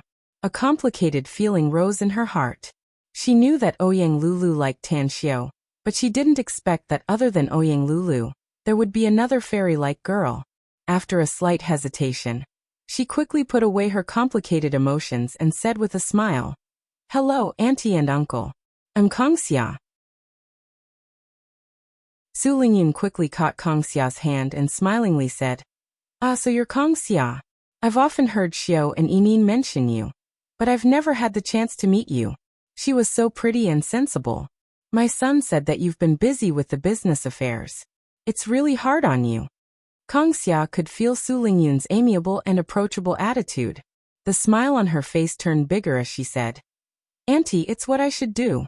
Su Lingyun shook her head and said, "The business affairs are between you and Xiao. But we've been away from Star City for so many days, and it seems that you've been taking care of Yinin. In this regard, I should thank you." Kongxia modestly said a few words. Subsequently, Su Lingyun busily introduced Ouyang Lulu and Gu Xiaoxue to Kongxia. When she learned that Kongxia knew Ouyang Lulu before, she no longer said anything. Originally, Kongxia saw that Su Lingyun had come back and was ready to leave. But Su Lingyun knew that Kongxia had a rest day today, so she pulled her and didn't let her leave. Her intimate attitude made it hard for Kongxia to refuse. In the afternoon, Tan Xiao rushed back to Southgate Town. He found that except for Chen Zhizhong, everyone else was at home. He chatted with them for a while, and then called Kongxia to the bedroom on the second floor. "Boss, I'm not happy." As Kongxia closed the bedroom door, a bit of dissatisfaction was revealed on her stunning face. Even her small mouth pouted like a young girl. "What's wrong?" Tan Xiao asked with a puzzled expression. "I already know that you treated Uncle Tang. You almost lost your life. Ouyang Lulu also got the news, but I didn't know about it," Kongxia said with dissatisfaction. Tan Xiao shook his head and said with a smile, "It was too sudden. You had a lot of things to do in Star City, so they didn't tell you. I'm fine now, don't worry." Kongxia snorted, and then walked to Tan Xiao's side. She pulled his arm and said, "You're not allowed to encounter danger again. Even if you don't think for yourself, you must think for me, for our magnificent Tang Corporation. You're the big boss. What should I do if something happens to you?" Tan Xiao and Kongxia already had a close relationship, so he didn't reject Kongxia's intimate action. Instead, he patted her arm and said with a smile, "Don't worry. I'll pay attention to my safety later. I called you here because I have something to tell you." "What is it?" Kongxia asked curiously. Tan Xiao said, "I'm going to Jingmen Island and then go abroad directly from there. If everything goes well, I'll be back in 10 days to half a month. If there are any special circumstances, I'm afraid I can only come back before the University of Shanghai opens on September 1st. I'll leave the management of Star City to you." Kongxia knew that Tan Xiao was going to the private island he bought, so she nodded and said, "Don't worry. I'll take care of the company well. If Auntie and Uncle need anything, I'll come to help." Tan Xiao nodded and asked about the thing he wanted to know the most. "How's the winery? Scarblade Chong should have brewed the wine, right?" Upon hearing it, Kongxia's eyes immediately lit up.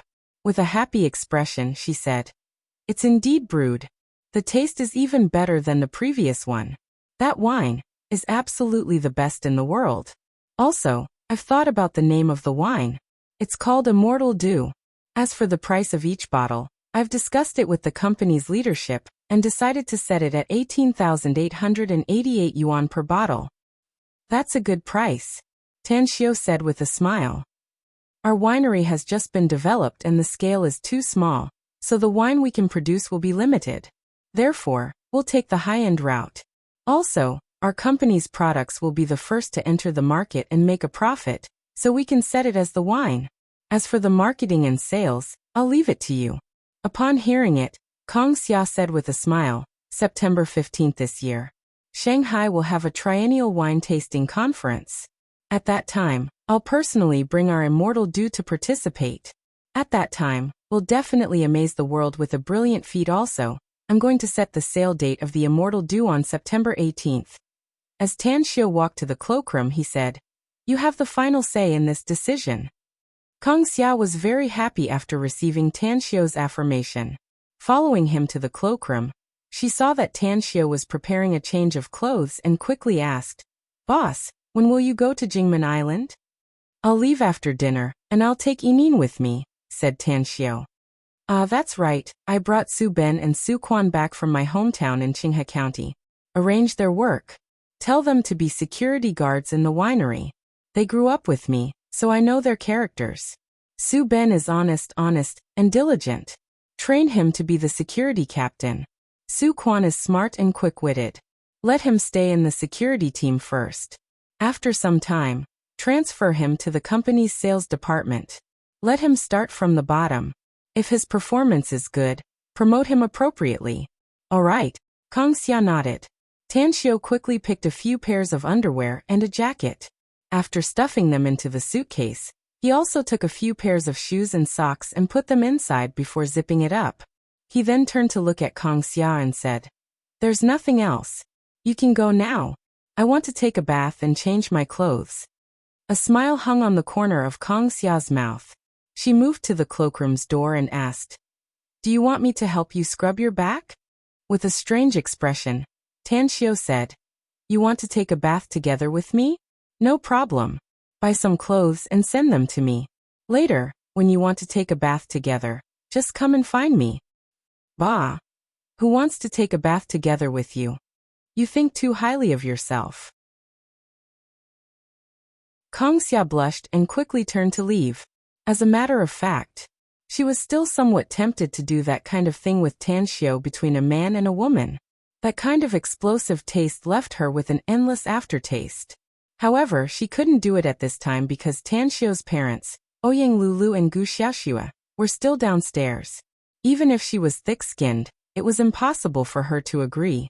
At night, after Tan Xiu and the others had dinner at home, he, Gu Yin, Ouyang Lulu and Gu Xiaoxue drove to Star City Airport and took Ouyang Lulu's private jet to Jingmen Island. He counted the days. It had been a month or two since he came to Jingmen Island, and he hadn't seen Gu Yen'er for a month or two. Sitting on the comfortable sofa of the plane, Tan Xiu looked at the dark scene outside the window. Suddenly, an impatient feeling arose inside his heart. He was anxious to see Gu Yen'er and accompany her to talk. At 9 p.m., the plane landed at Jingmen Island Airport. At the airport's exit, Tan Xiu halted his pace. He looked at Ouyang Lulu and said, "Lulu, thank you for coming all the way to the imperial capital for my matter. I won't say too many words of gratitude. I'll treat you to dinner and karaoke after I come back from abroad." Ouyang Lulu hesitated and suddenly asked, "Tan Xiu, what's your relationship with Kang Xia?" "It's the relationship between the boss and the employee," Tan Xiu said calmly.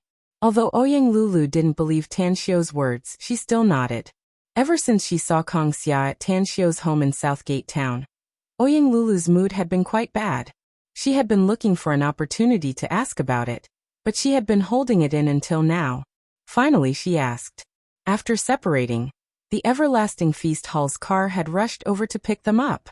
When Tan Xiu, Gu Yin, and Gu Xiaoxue sat in the car together, a strange expression flashed in Gu Xiaoxue's eyes as she said, "Grand Master, Lulu likes you." The 4th chapter is over. I'm weekly asking for the recommendation votes and monthly votes. Quiet Night is exhausted.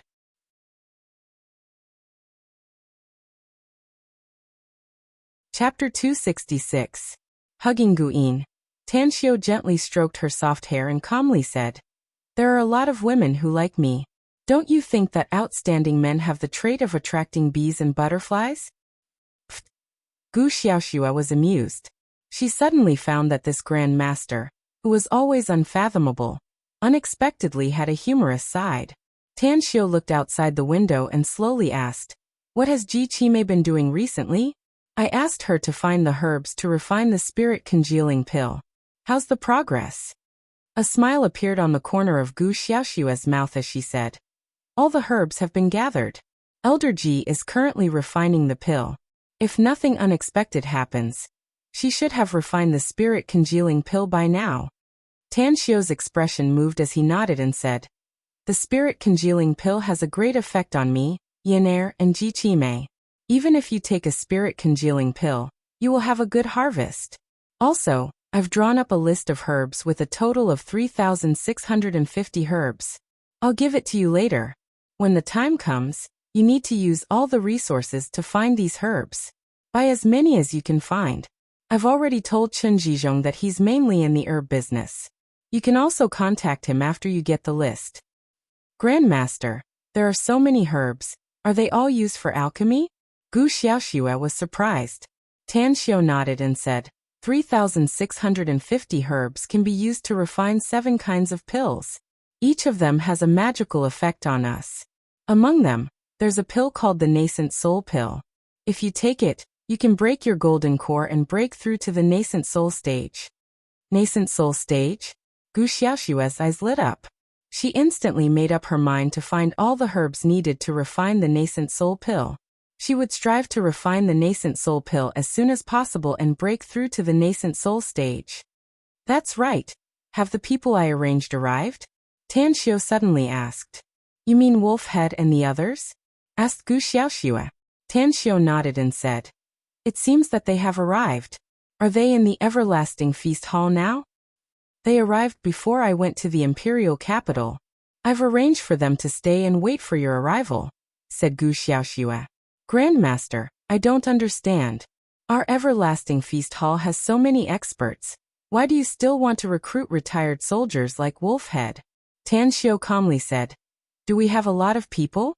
Don't forget who my enemies are when I return to the immortal world one day. Although those supremes in the celestial world couldn't be bothered to deliberately cultivate trusted subordinates, how many millions of experts did they have by their side? Who doesn't have an army of immortals guarding their territory?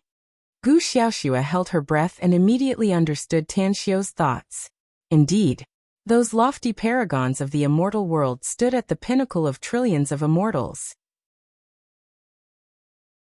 It would be strange if they didn't have a large number of subordinates. Tan Xiao sighed and said, I once thought that as long as I was strong enough, no one could shake me. Until I was. From then on, I understood the principle that 2 fists are no match for 4 hands. Although his own strength was important, it was also necessary to have a group of loyal and powerful subordinates by his side. If I had a group of loyal and devoted subordinates to protect me, even if those enemies wanted to deal with me, I'm afraid it wouldn't be so easy. I understand your thoughts, Grand Master, said Gu Xiaoxue with a solemn expression. The Everlasting Feast Hall has only cultivated 20 children with good aptitudes in the last decade. It seems that this number is far from enough. 20? Tan Xiao was surprised. Children? I've been leaving the Everlasting Feast Hall for a period of time every year for the last decade to gain experience outside, said Gu Xiaoxue. At the same time, I've been looking for some children with good aptitudes. All of them are street children, and those I've picked out are very suitable for cultivation. They're very young. The oldest one I adopted is only 6 years old, and the youngest is perhaps only 1 or 2 years old. Did you teach them a cultivation technique? Tan Xiao frowned. It's not a cultivation technique, just a basic cultivation technique for the qi refining stage. Gu Xiaoxue shook her head. On the one hand, it can help them change their physique, and on the other hand, it can let them accumulate experience from an early age. When they reach the peak of the qi refining stage in the future and pass the test, I'll teach them a more advanced cultivation technique. As a matter of fact, this is also my master's idea. Tan Xiao suddenly understood and said, I'll teach those experts trained by the Everlasting Feast Hall a cultivation technique after a short rest. Draw up a list and give it to me. Remember, I don't need them to have heaven-defying aptitudes, nor do I need them to be powerful. What I care about is their character and loyalty. All right. Gu Xiaoxue nodded and replied. The big man from the Everlasting Feast Hall, who was driving, was shocked inwardly upon hearing the conversation between Tan Xiao and Gu Xiaoxue. In his eyes, there was an intense light of surprise. They were all experts who were brought up by Gu Yan, and trained through cruel means. They had absolute loyalty to Gu Yan. Even if Gu Yan gave the order, they would immediately pull out their swords and commit suicide or charge into the enemy lines. Similarly, they also knew that Gu Yan and Gu Xiaoxue were not ordinary people. They walked on a path full of thorns, Yet they could become extremely powerful. Especially him. He could clearly hear the conversation between Tan Xiao and Gu Yan'er. What shocked him the most was the place Tan Xiao mentioned. The Immortal World. The Immortal World's supreme. An army of hundreds of millions of immortals. These names that he had never thought of before made his blood boil. He wished he could immediately become a super powerhouse and go to the Immortal World. He wanted to see the magnificent scene of the Immortal World and compete with those powerhouses there. Bring those 20 children to me when we arrive at the Everlasting Feast Hall, said Tan Xiao. I'm going to pick 10 of them to take with me. Where are you taking them, Grandmaster? Asked Gu Xiaoxue in surprise. The private island I bought is going to be turned into a holy land for cultivation, said Tan Xiao lightly. That place will be our base camp in the future. That's right, I remember there are 2 people, Mo On and Mo Ao. When I leave, let them come with me as well. I'll leave it to them to manage it later. Understood. Gu Xiaoxue nodded. At the Everlasting Feast Hall, when the car entered the parking lot, Tan Xiao came out while holding Gu Yin's hand. He then looked at Gu Xiaoxue, who came out from another door, and slowly said, "Let's go see her now." Gu Xiaoxue nodded and gestured to several security guards who came to greet them. Then, she led Tan Xiao and Gu Yin to the beach. Master, the sea. Although Gu Yin was more mature than her peers, she was still a child after all. Seeing the sparkling surface of the sea under the starry sky, they immediately revealed expressions of jubilation. Tan Xiao faintly smiled and reached out to pick her up. Then he lifted his legs and jumped to the boat docked on the shore. As Gu Xiaoxue floated up, the boat moved without any wind and slowly sailed toward the sea. Open it, said Tan Xiao. Gu Xiaoxue nodded and pinched her fingers into a lotus seal. The seawater in front of her separated, revealing a passage leading to the seabed. Wow, it's amazing!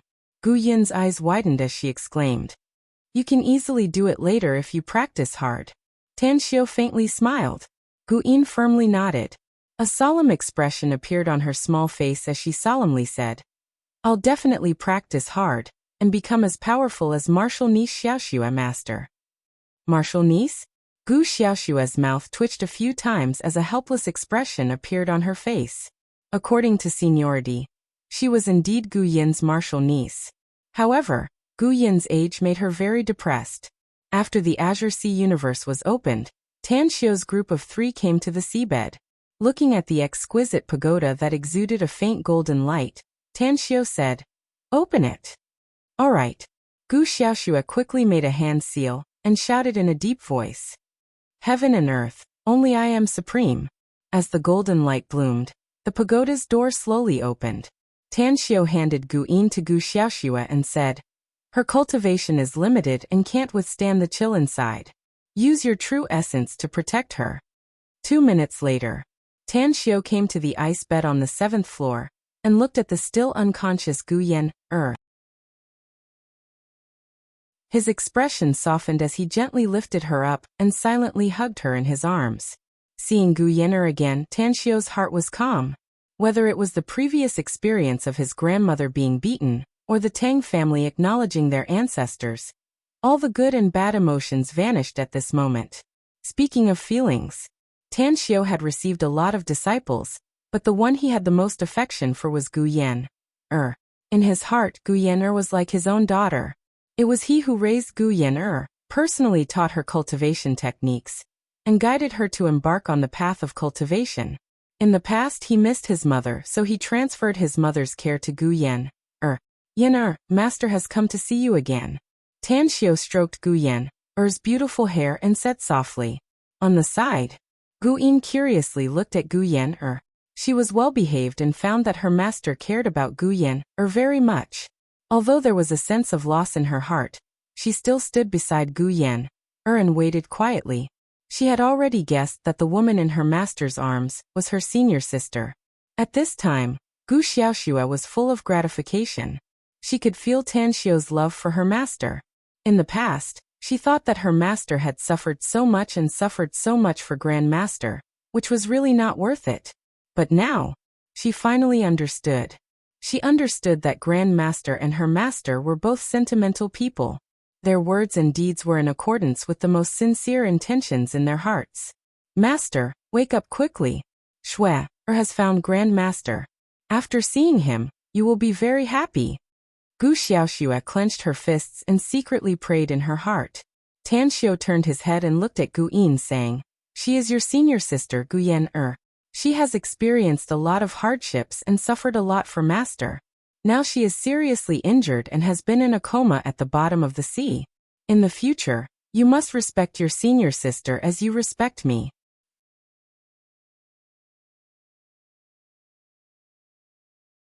Chapter 267. Early in the morning, when the first ray of sunlight rose from the east, the sea surface sparkled. As Tan Xiu, Gu Xiaoxue, and Gu Yin appeared from the bottom of the sea and returned to the boat, the cracked sea surface closed again. They returned to the shore. Ji Qimei, who had been waiting for a long time, stood on the shore and saluted to Tan Xiu. Tan Xiu nodded and asked, How's the refining of the spirit condensation liquid going? Ji Qimei turned her hand and took out 7 jade bottles.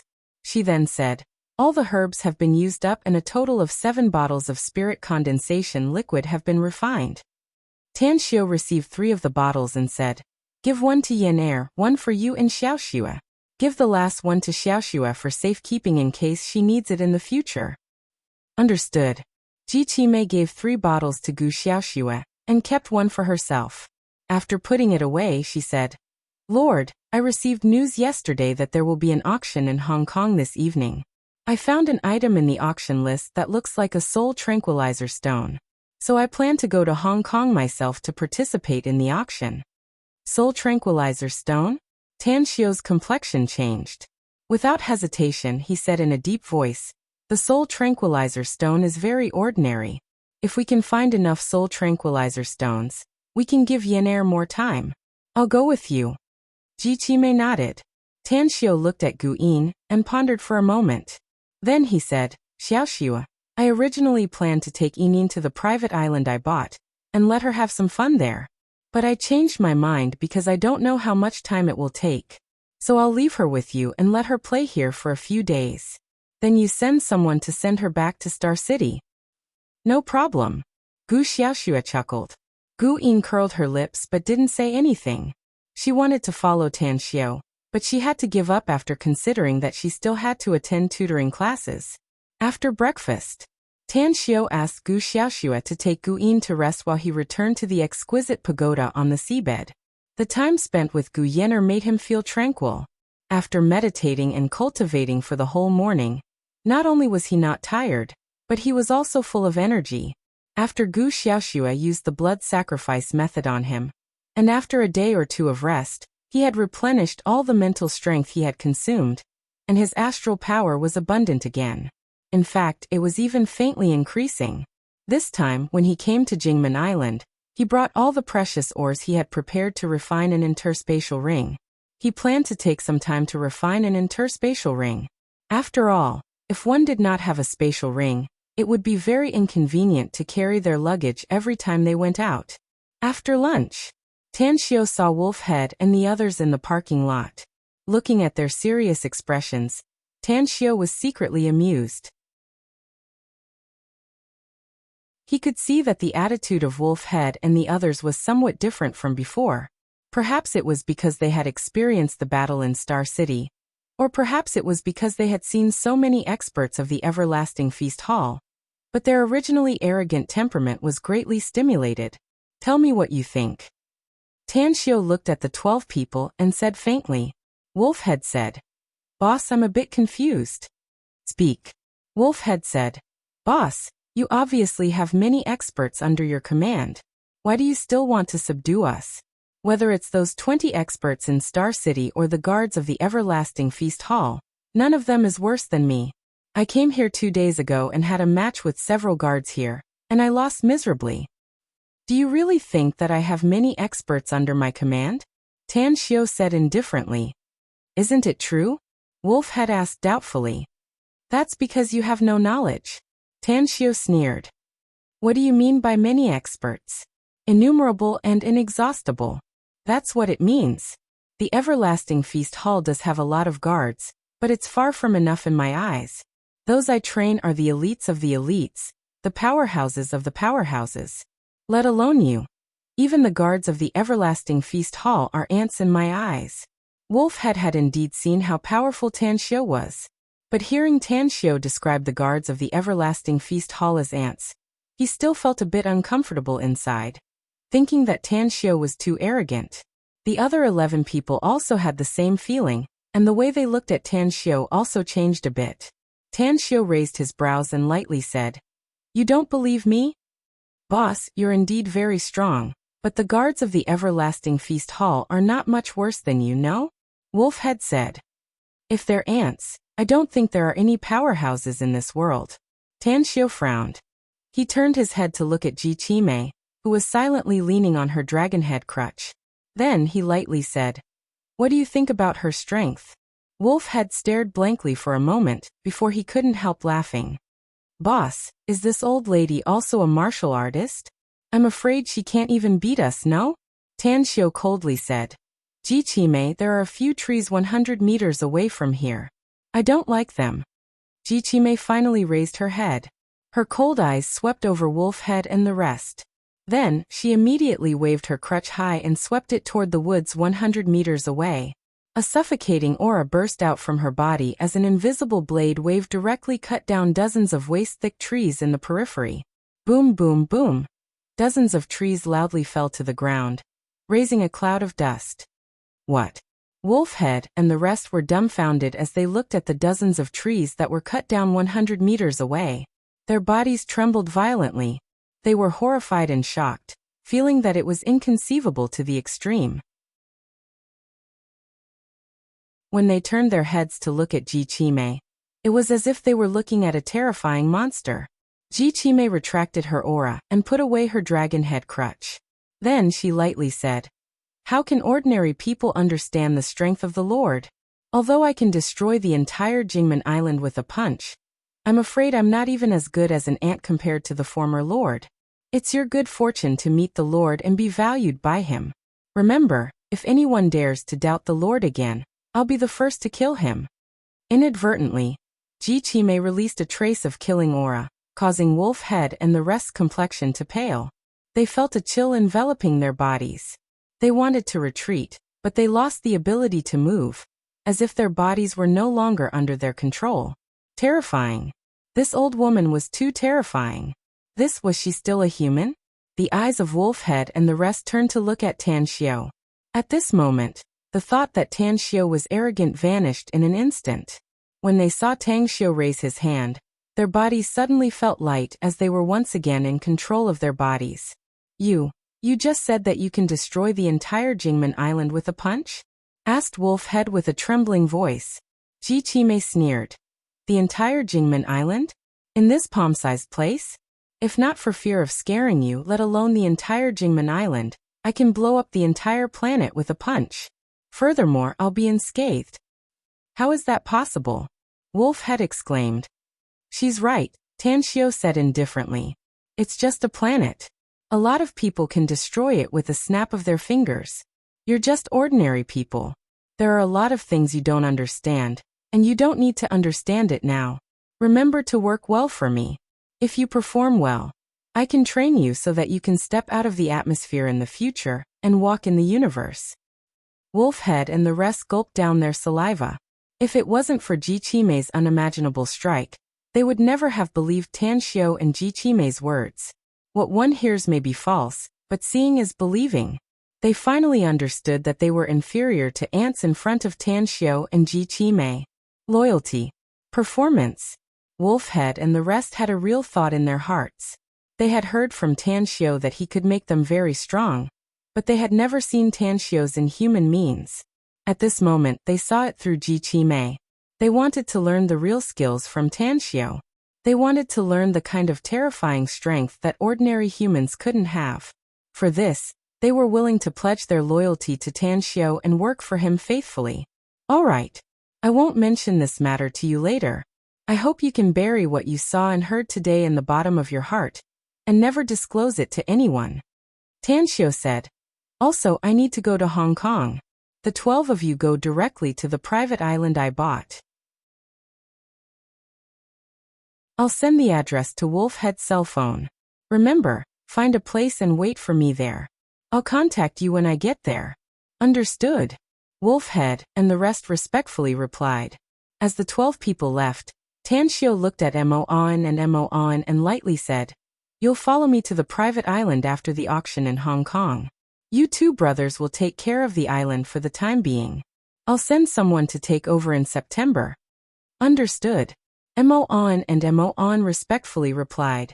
Tan Xiao then looked at Ji Qimei and lightly said, "Let's go. Don't delay the auction." "That's right. Did you bring money?" "I don't have much money on me." "Young master gave me 10 billion, said Ji Qimei.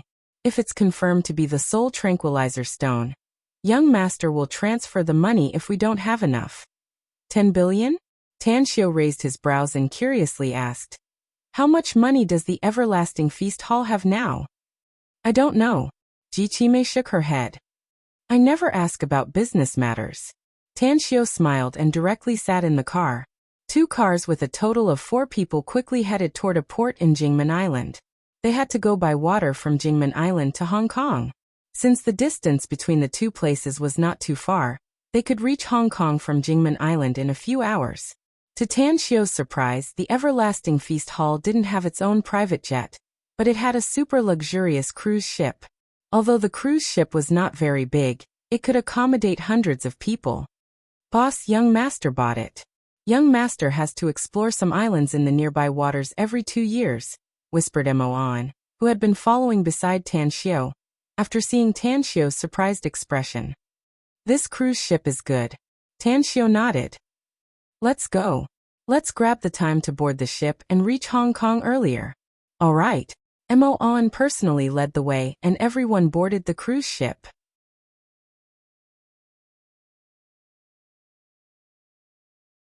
Chapter 268.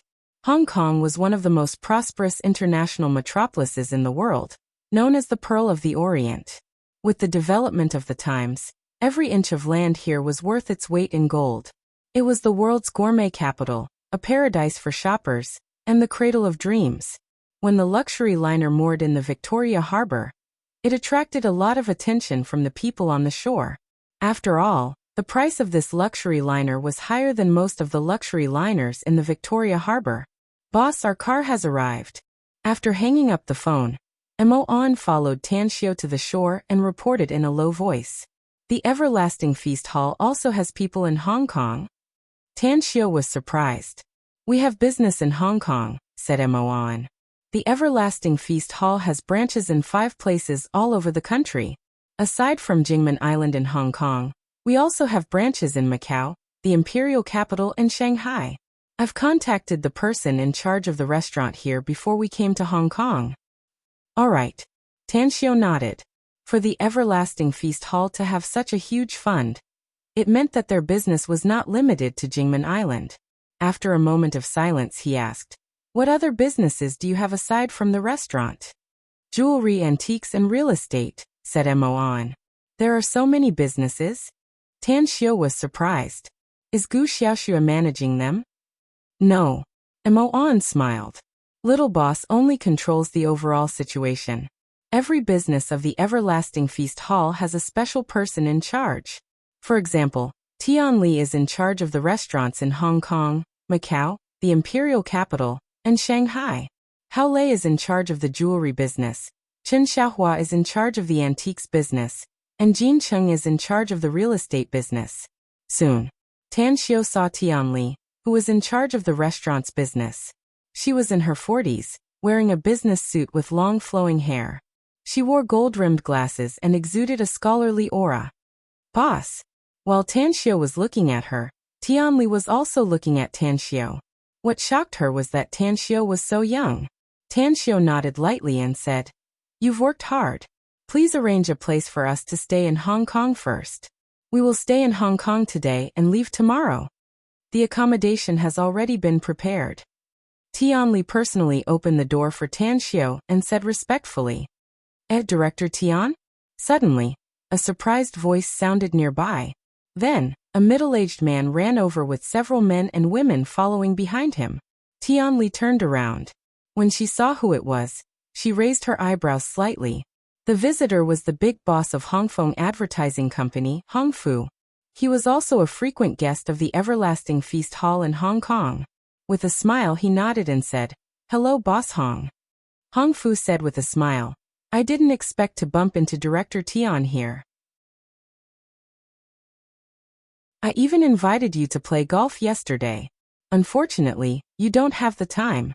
These are." Tianli turned to look at Tan Xiao, hesitated for a while and said, "CEO Hong, this is my boss. Let's talk about golf later. My boss has just arrived in Hong Kong, and he is a little tired now. I have to go now. See you later." Hong Fu stared blankly as his eyes stayed on the calm expression on Tan Xiao's face. He knew a lot about the Everlasting Feast Hall, but he didn't expect that the Everlasting Feast Hall's boss turned out to be such a young man.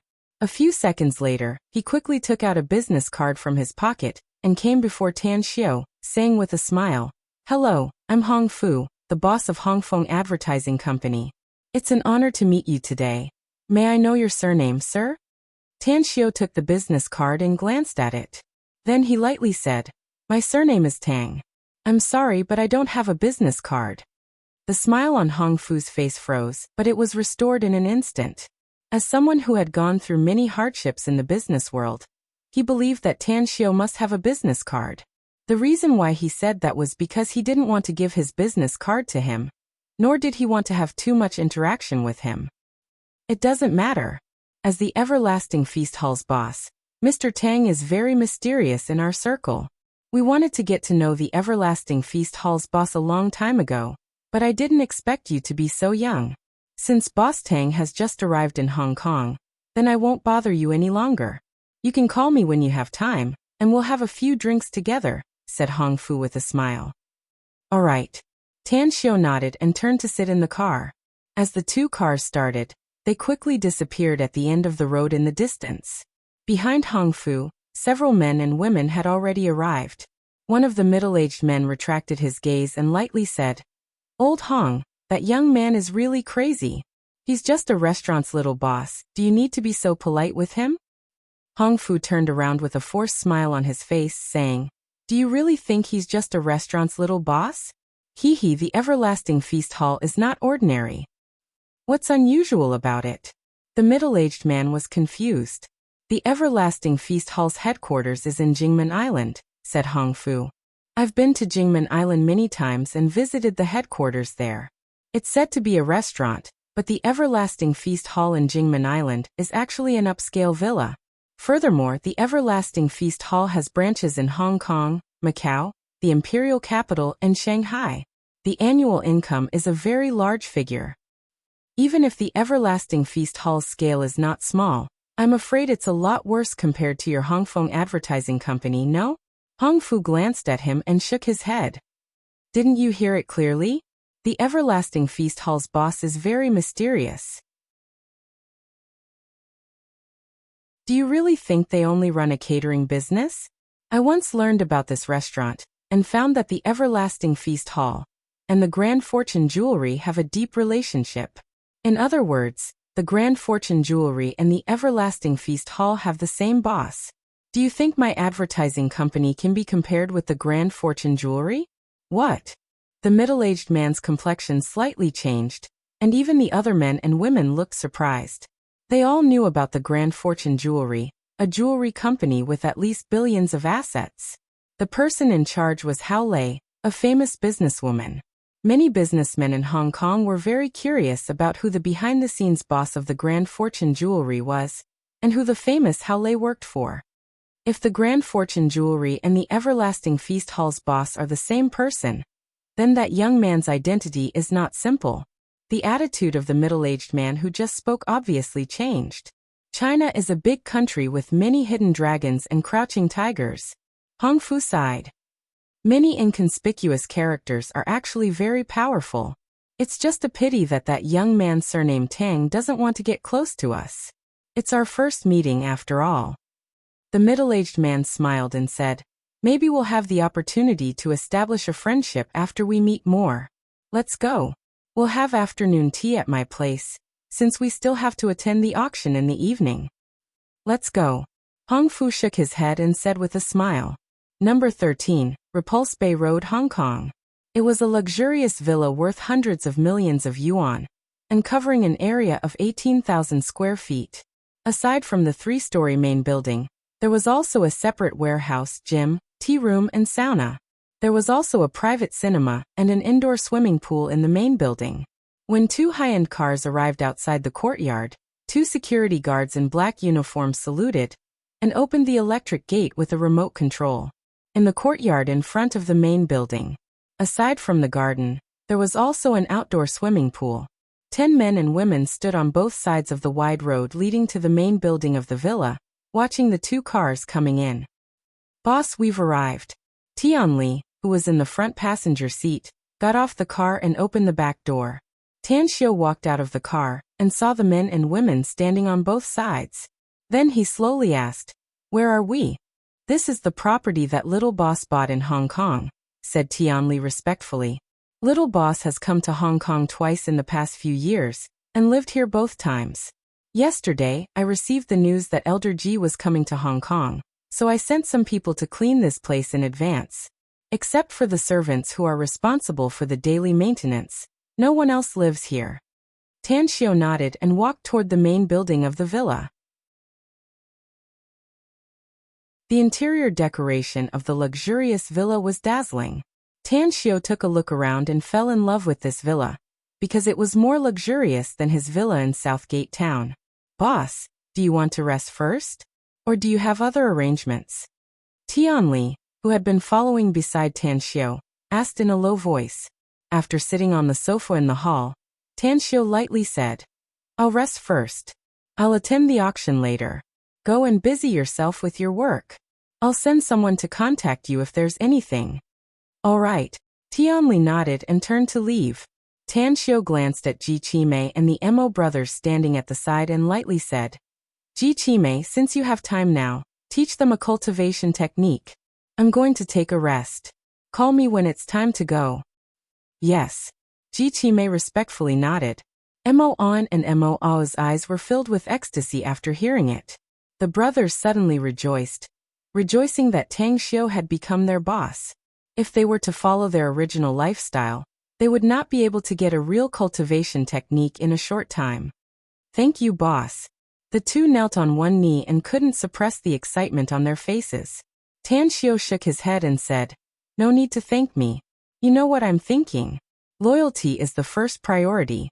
I've heard from Gu Xiaoxue about your performance. She's very satisfied with your loyalty all these years. I hope you'll also make me satisfied in the future." "Yes." The 2 replied with a solemn expression.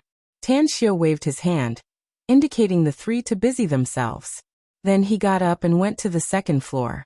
When he came to the master bedroom of the villa, he found that the decoration inside was a bit feminine, and there were a lot of women's clothes in the cloakroom.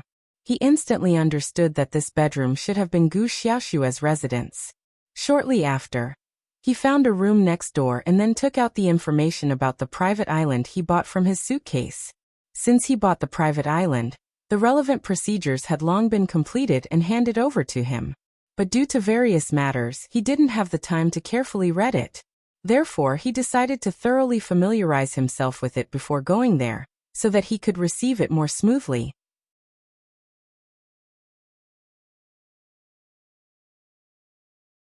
Chapter 269. The first thing Tan Xiu took out from the portfolio was a stack of photos. He didn't rush to look at them, but picked up the stack of photos and quietly looked at them. In the photos was a large isolated island in the middle of the blue sea. The island was surrounded by crisscrossed mountains and lush trees, creating a beautiful scene. At the highest peak in the center of the island was a majestic castle full of European style. The flat road branched into 3 roads at the top of the mountain. One led to the castle, one led to the nearby parking lot, and the last led to the helipad. 9 hills extended for a kilometer toward the sea, with a European-style pavilion at the end of each hill. Following the mountain path down to the sea, there was a private pier where passenger ships were anchored. 9 Dragons Island. 9 Dragons Spitting Pearl. Tan Xiu's eyes lingered on the photos. The more he looked at them, the more satisfied he was. His cultivation holy land in the immortal world was called the Nine Dragons Spitting Pearl Secret Land. Just looking at it from the outside, one could imagine the terrain. The only difference was that the Nine Dragons Spitting Pearl Secret Land in the immortal world was thousands of times bigger than Nine Dragons Island. After completely taking over Nine Dragons Island, I must contact the nearest real estate company. The earlier I renovate it, the earlier I can officially use it. Unfortunately, the Long family's real estate company is not there. Otherwise, it would save me a lot of trouble. Tan Xiao sighed inwardly and looked at the detailed information. However, he didn't have much faith in this information since the things recorded in it were not detailed enough. Knock, knock. While Tan Xiao was reading the information and thinking about it, someone knocked on the door. Come in. Tan Xiao put down the information in his hand and lightly said. The door opened as Ji Qimei respectfully said, Lord, it's time for us to set off. Go out and wait for me. I'll be right there. Tan Xiao nodded. Understood. As Ji Qimei left the room, Tan Xiao packed up the information and stuffed it back into the portfolio. He then went to the bathroom to wash his face, and then went to the villa's courtyard. To his surprise, the two cars parked in the courtyard of the villa were not the ones Tianli had used to pick them up. One was a Rolls-Royce, and the other was a powerful Hummer. Where did this car come from? Tan Xiao was surprised. Mo On stood in front of the Rolls-Royce's door and said with a smile, It's in the garage.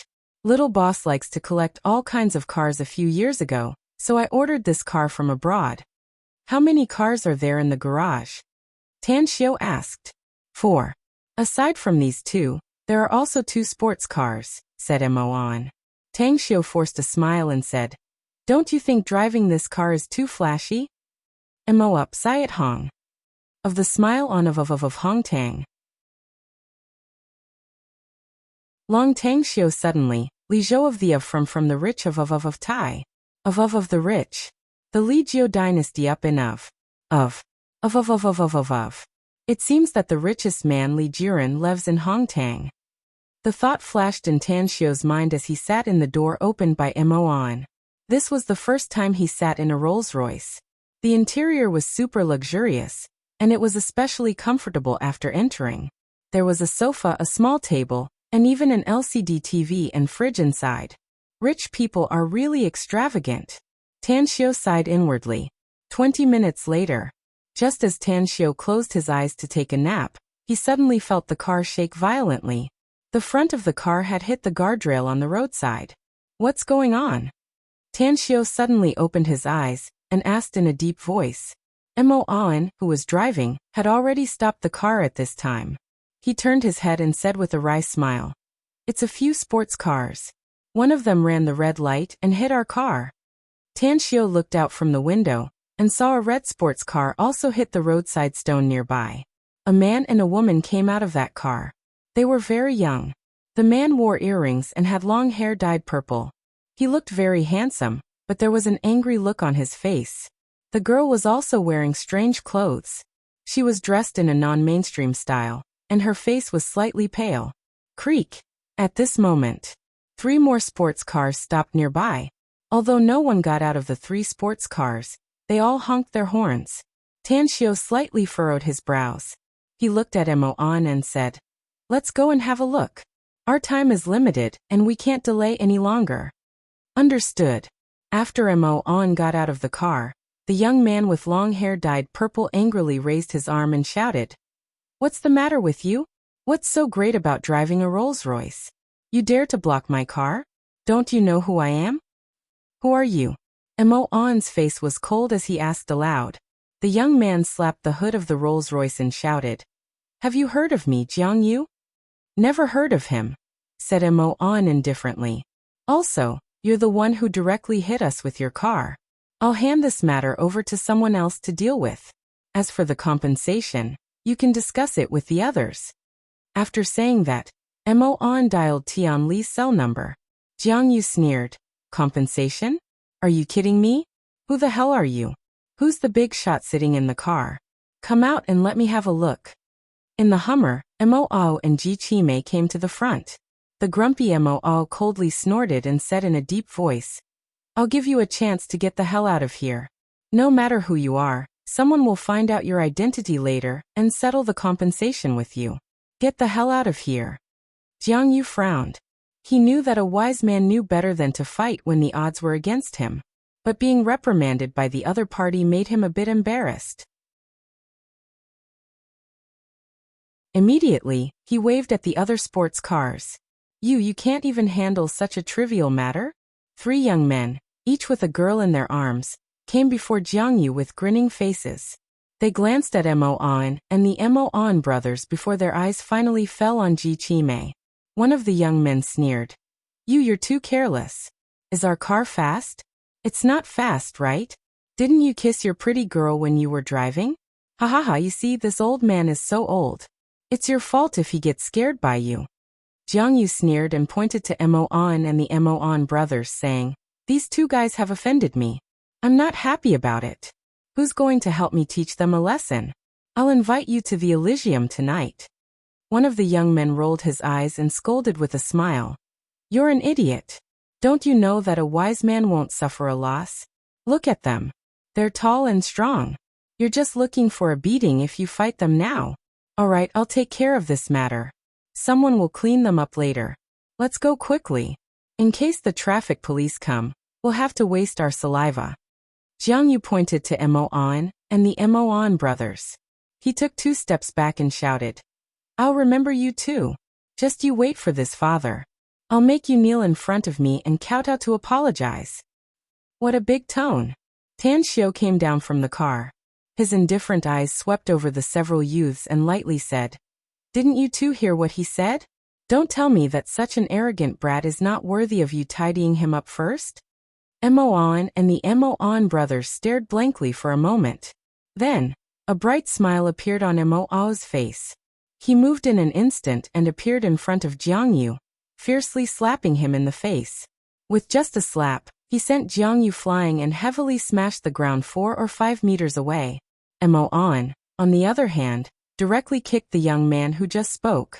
Tan Xiu shook his head and turned to walk toward the Hummer behind. He didn't want to waste time on these little popinjays. God damn it. Stop it. The other 2 youths' complexions greatly changed, and one of them shouted and cursed. A grim smile appeared on Mo Ao's face as he punched the other young man and knocked him down.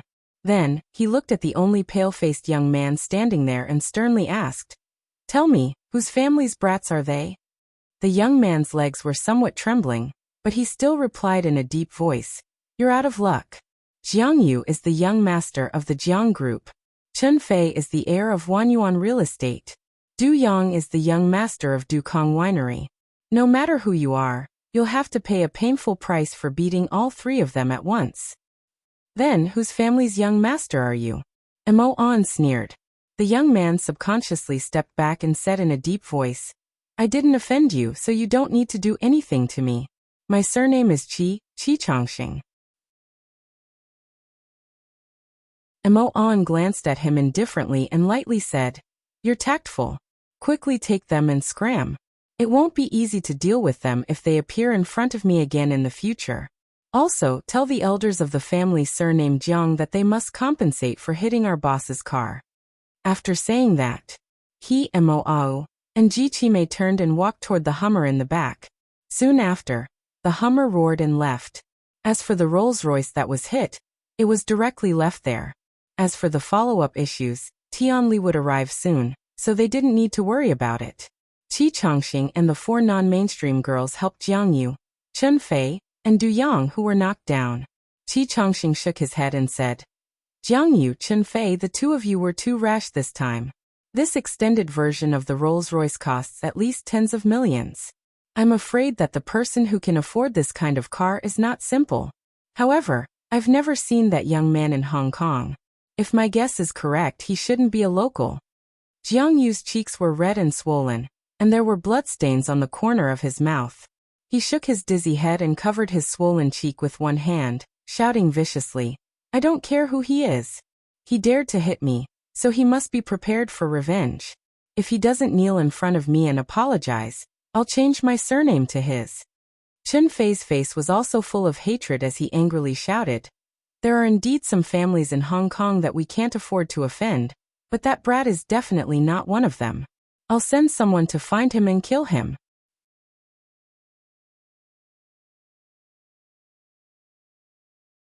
Chapter 270. Encountering a car accident on the road was just a small interlude for Tan Xiao. With his current strength, he wouldn't be afraid even if he was facing a powerful enemy. It would be fine if the other party honestly paid the compensation. But if they dared to provoke him again, he wouldn't mind giving them a wound that they would remember for the rest of their lives. I'm not satisfied with your performance. In the back seat of the Hummer, Tan Xiao's expression was particularly indifferent as he continued. If people don't offend me, then I won't offend them. But if they offend me, then I'll return the favor. All of you better remember these words and the rest of them. If anyone dares to be arrogant in front of us, no matter what kind of identity they have, beat them to death. Beat them until they apologize. Beat them until they kowtow and admit their mistakes. Overbearing. Overbearing. At this moment, Tan Xiao exuded a domineering aura from his bones. We'll remember your words, boss, said Mo Ao in a deep voice. Tan Xiao looked at Mo Ao and lightly said, contact Tian Li later. Tell her to investigate the family background of those brats. Judging from their appearance, I'm afraid they won't give up. Be prepared in time and fight back if they dare to provoke us again. I'll notify them immediately, said Mo Ao. Ji Qimei, who was sitting next to Tang Xiao, hesitated for a moment before she asked, Venerable Lord, do you want me to visit those brats' homes myself? No need. Tan Xiao shook his head. Your task is to participate in the auction.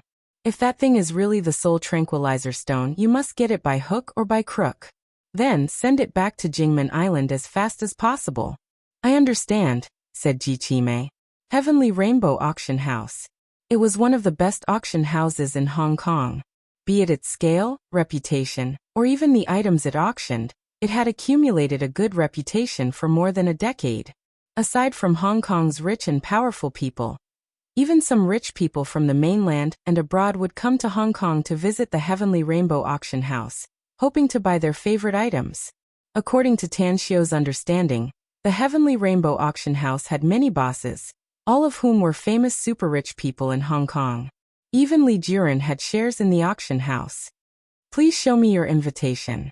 At the grand entrance of the auction house, 8 guards in black suits stood on both sides of the entrance. 2 beautiful women in cheongsams were inspecting the invitations in the hands of the guests. Ji Qimei, who was leaning on her dragon-headed walking stick, handed the invitation to the woman. After the inspection, the 4 of them got their seat numbers and smoothly entered the auction house's entrance. Under the guidance of the welcoming lady inside, they arrived at the auction venue. The auction hall was large enough to accommodate nearly 1,000 people. At this moment, more than 100 guests had arrived, and there was still a steady stream of guests coming in. According to the seat number, the 4 of them sat in the 6th row of the auction hall. How long until it starts? Tan Xiao turned to look at Ji Qimei. Ji Qimei looked at the time and said, It will start at 6 o'clock. It's 5:38 now. 22 minutes to go. Tan Xiao nodded. He had participated in auctions before. He had spent a lot of money to participate in auctions in Jingmen Island. He had also seen the scene of those rich and powerful people desperately throwing money to compete for the things they liked. Zujiajio Riverside Road. Jiang Yu, Chen Fei, and Du Yang were smoking their cigarettes with gloomy expressions. Around them, there were more than 20 strong men scattered around. They were beaten and lost their faces, so they didn't want to let it go. Qi Chongxing, since you don't want to get involved, then get the hell out of here. Don't fucking watch the fun here. This young master is in a bad mood, so I don't want to beat you up too. Jiang Yu spat out a mouthful of smoke and looked at Qi Chongxing, who was leaning on his Porsche sports car with his arms folded. Qi Chongxing was silent for a moment before he slowly shook his head and said, Jiang Yu, I know you're not happy inside, but I advise you to investigate the other party's identity before you retaliate. Know yourself and know your enemy, and you'll always be victorious. I'm not joking around. Scram. Chen Fei's expression turned cold as he cursed at Qi Chongxing. Qi Chongxing looked at his 3 best friends, and suddenly felt that they were really retarded. At this moment, He even felt that he was also an idiot for hanging out with them for so many years. He had a faint feeling that the owner of that Rolls-Royce was not simple. Therefore, he didn't want to get involved in this matter. In case he provoked a big trouble, his position in the family would be very passive. After a moment of silence, he waved to the two strong men nearby and turned around to sit in the Porsche sports car. He started the car and quickly left. However, he didn't really leave, but circled around the building in front for half a circle. Then he parked the car near the building and went upstairs with his two men. From one of the rooms, he looked down at Jiang Yu and the others through the glass window. A cold light flashed in Jiang Yu's eyes as he said in a deep voice, "That surname Qi is gone. He's no longer our brother.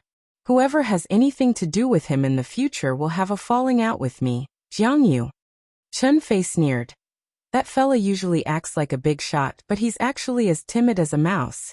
I only knew that he was afraid of this and that, but I didn't expect him to be such a coward. Let's deal with that brat and find an opportunity to fiercely trap Qi Changxing. We'll let him know that he's nothing but a fart if he doesn't follow us." Du Yang's eyes had been lingering on the tragic Rolls-Royce. He had sent someone to investigate the owner of the car, but there was no news yet. He had a very strong intuition for danger. This intuition emerged after he was kidnapped when he was 8 years old. Just now, when he saw that young man, this feeling arose in his heart. Being beaten was a humiliation to him. If it weren't for the fact that he was beaten, he wouldn't have wanted to get involved in this matter. "I think we should investigate the background of the other party, and then retaliate. Our three families are indeed very powerful in Hong Kong, but it's hard to say whether we can become the real masters of our families in the future. If we get into big trouble this time, it will have a great impact on our status in the family, especially you, Jiang Yu. Although you're the young master of the Jiang group, your father loves your brother the most." Du Yang put out the cigarette butt and said in a deep voice. Jiang Yu immediately fell into silence after hearing this. Although he was arrogant and unruly, he was not a fool. Those who could afford this Rolls-Royce, if they didn't rent it to show off, then they were likely to have a lot of power. His status in the family was very awkward now. If he really made a big mess, then the future master of the Jiang family would really be his brother. Jiang Yu was silent for half a minute, and then slowly said, "What you said makes sense. However, we must not let this matter go. Didn't that kid say he would send someone to deal with it? Let's just wait and see who will deal with it. Also, Du Yang, didn't you call someone to find the owner of this Rolls-Royce? How long will it take for you to get the news?" "I don't know yet, but it should be soon." Du Yang shook his head. Just as they were talking, 3 Audi cars quickly came from the distance and stopped near the long Rolls-Royce. As the door opened, Tianli got out of the car with a cold expression. 6 strong men wearing black suits and black sunglasses also got out of the car. Tianli indifferently glanced at Jiang Yu's group of 3. She walked straight to them and said, "Who hit my boss's car?" Jiang Yu's group of 3 was slightly stunned when they saw Tianli. They often went to the Everlasting Feast Hall in Hong Kong, so they naturally knew Tianli. She always greeted them with a smiling face every time they saw her. This was the first time they saw her with such an indifferent expression. "Tianli, you said the owner of this Rolls-Royce is your boss?" At this moment, Jiang Yu felt a lot more relaxed.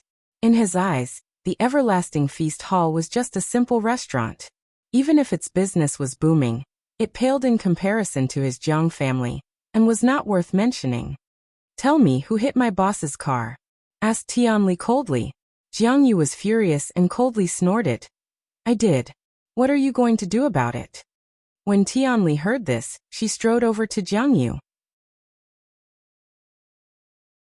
Without saying a word, she slapped Jiang Yu's face forcefully. She used a lot of force, and the other side of Jiang Yu's face turned red and swollen. Jiang Yu staggered back a few steps, and then heavily fell to the ground. "Tianli, you're courting death." Chen Fei was startled inwardly, but he immediately flew into a rage. He quickly gestured to the strong men scattered around, and then shouted in a deep voice. Chen Li snorted coldly, and her figure instantly appeared in front of Chen Fei. Her palm fiercely slapped Chen Fei's face again. This time, she used even more strength and directly sent Chen Fei flying. "Beat her. Beat this bitch to death." Jiang Yu struggled to crawl up from the ground and roared furiously. In an instant, more than 20 big men in the surroundings pounced toward Tianli and the 6 big men she brought. At the same time, the knives and sticks they carried also flashed from their waists and sleeves. Fools! Tianli retreated 2 steps back. She crossed her arms and glanced at the big men around her, and cursed disdainfully. Cold light flashed in the eyes of the 6 big men she brought. They flicked their wrists and sharp daggers appeared in their hands. Without any hesitation, they quickly moved toward the more than 20 big men. Bam bam puff puff. The 6 big men of the everlasting feast hall moved very fast. Their kung fu was many times stronger than those 20 big men. In just half a minute, they had knocked down more than 20 big men. Tianli glanced at Jiang Yu and Chen Fei, whose faces were red and swollen with disbelief. Her eyes finally fell on Du Yang as she indifferently said, "I originally thought that you and Qi Changxing were the smartest among the 4 of you. But now it seems that Qi Changxing is smarter than you and didn't meddle in this matter. It's a new week. I'm weekly asking for recommendation votes. Also, I want to explain to everyone that I have to accompany my child to play on the weekends, so I can only update normally and can't break out. Brothers and sisters, please forgive my helplessness as a father. However, as long as the daily recommendation votes exceed 1,000 from Monday to Friday, Silent Night will definitely explode. The weekend's explosion will also pile up on Monday. Therefore, brothers and sisters, if you have recommendation votes and monthly votes, feel free to throw them all. Silent Night will definitely not let your votes go to waste." You're tuning in to the Li Mei's Wuxia Whispers YouTube channel. We're so grateful for your support, and don't forget to subscribe to join us on this incredible journey through captivating stories. Your generosity through donations truly makes a world of difference, as it's the primary source of revenue that allows me to expand and enhance this channel for you. Thank you from the bottom of my heart for being a part of this adventure.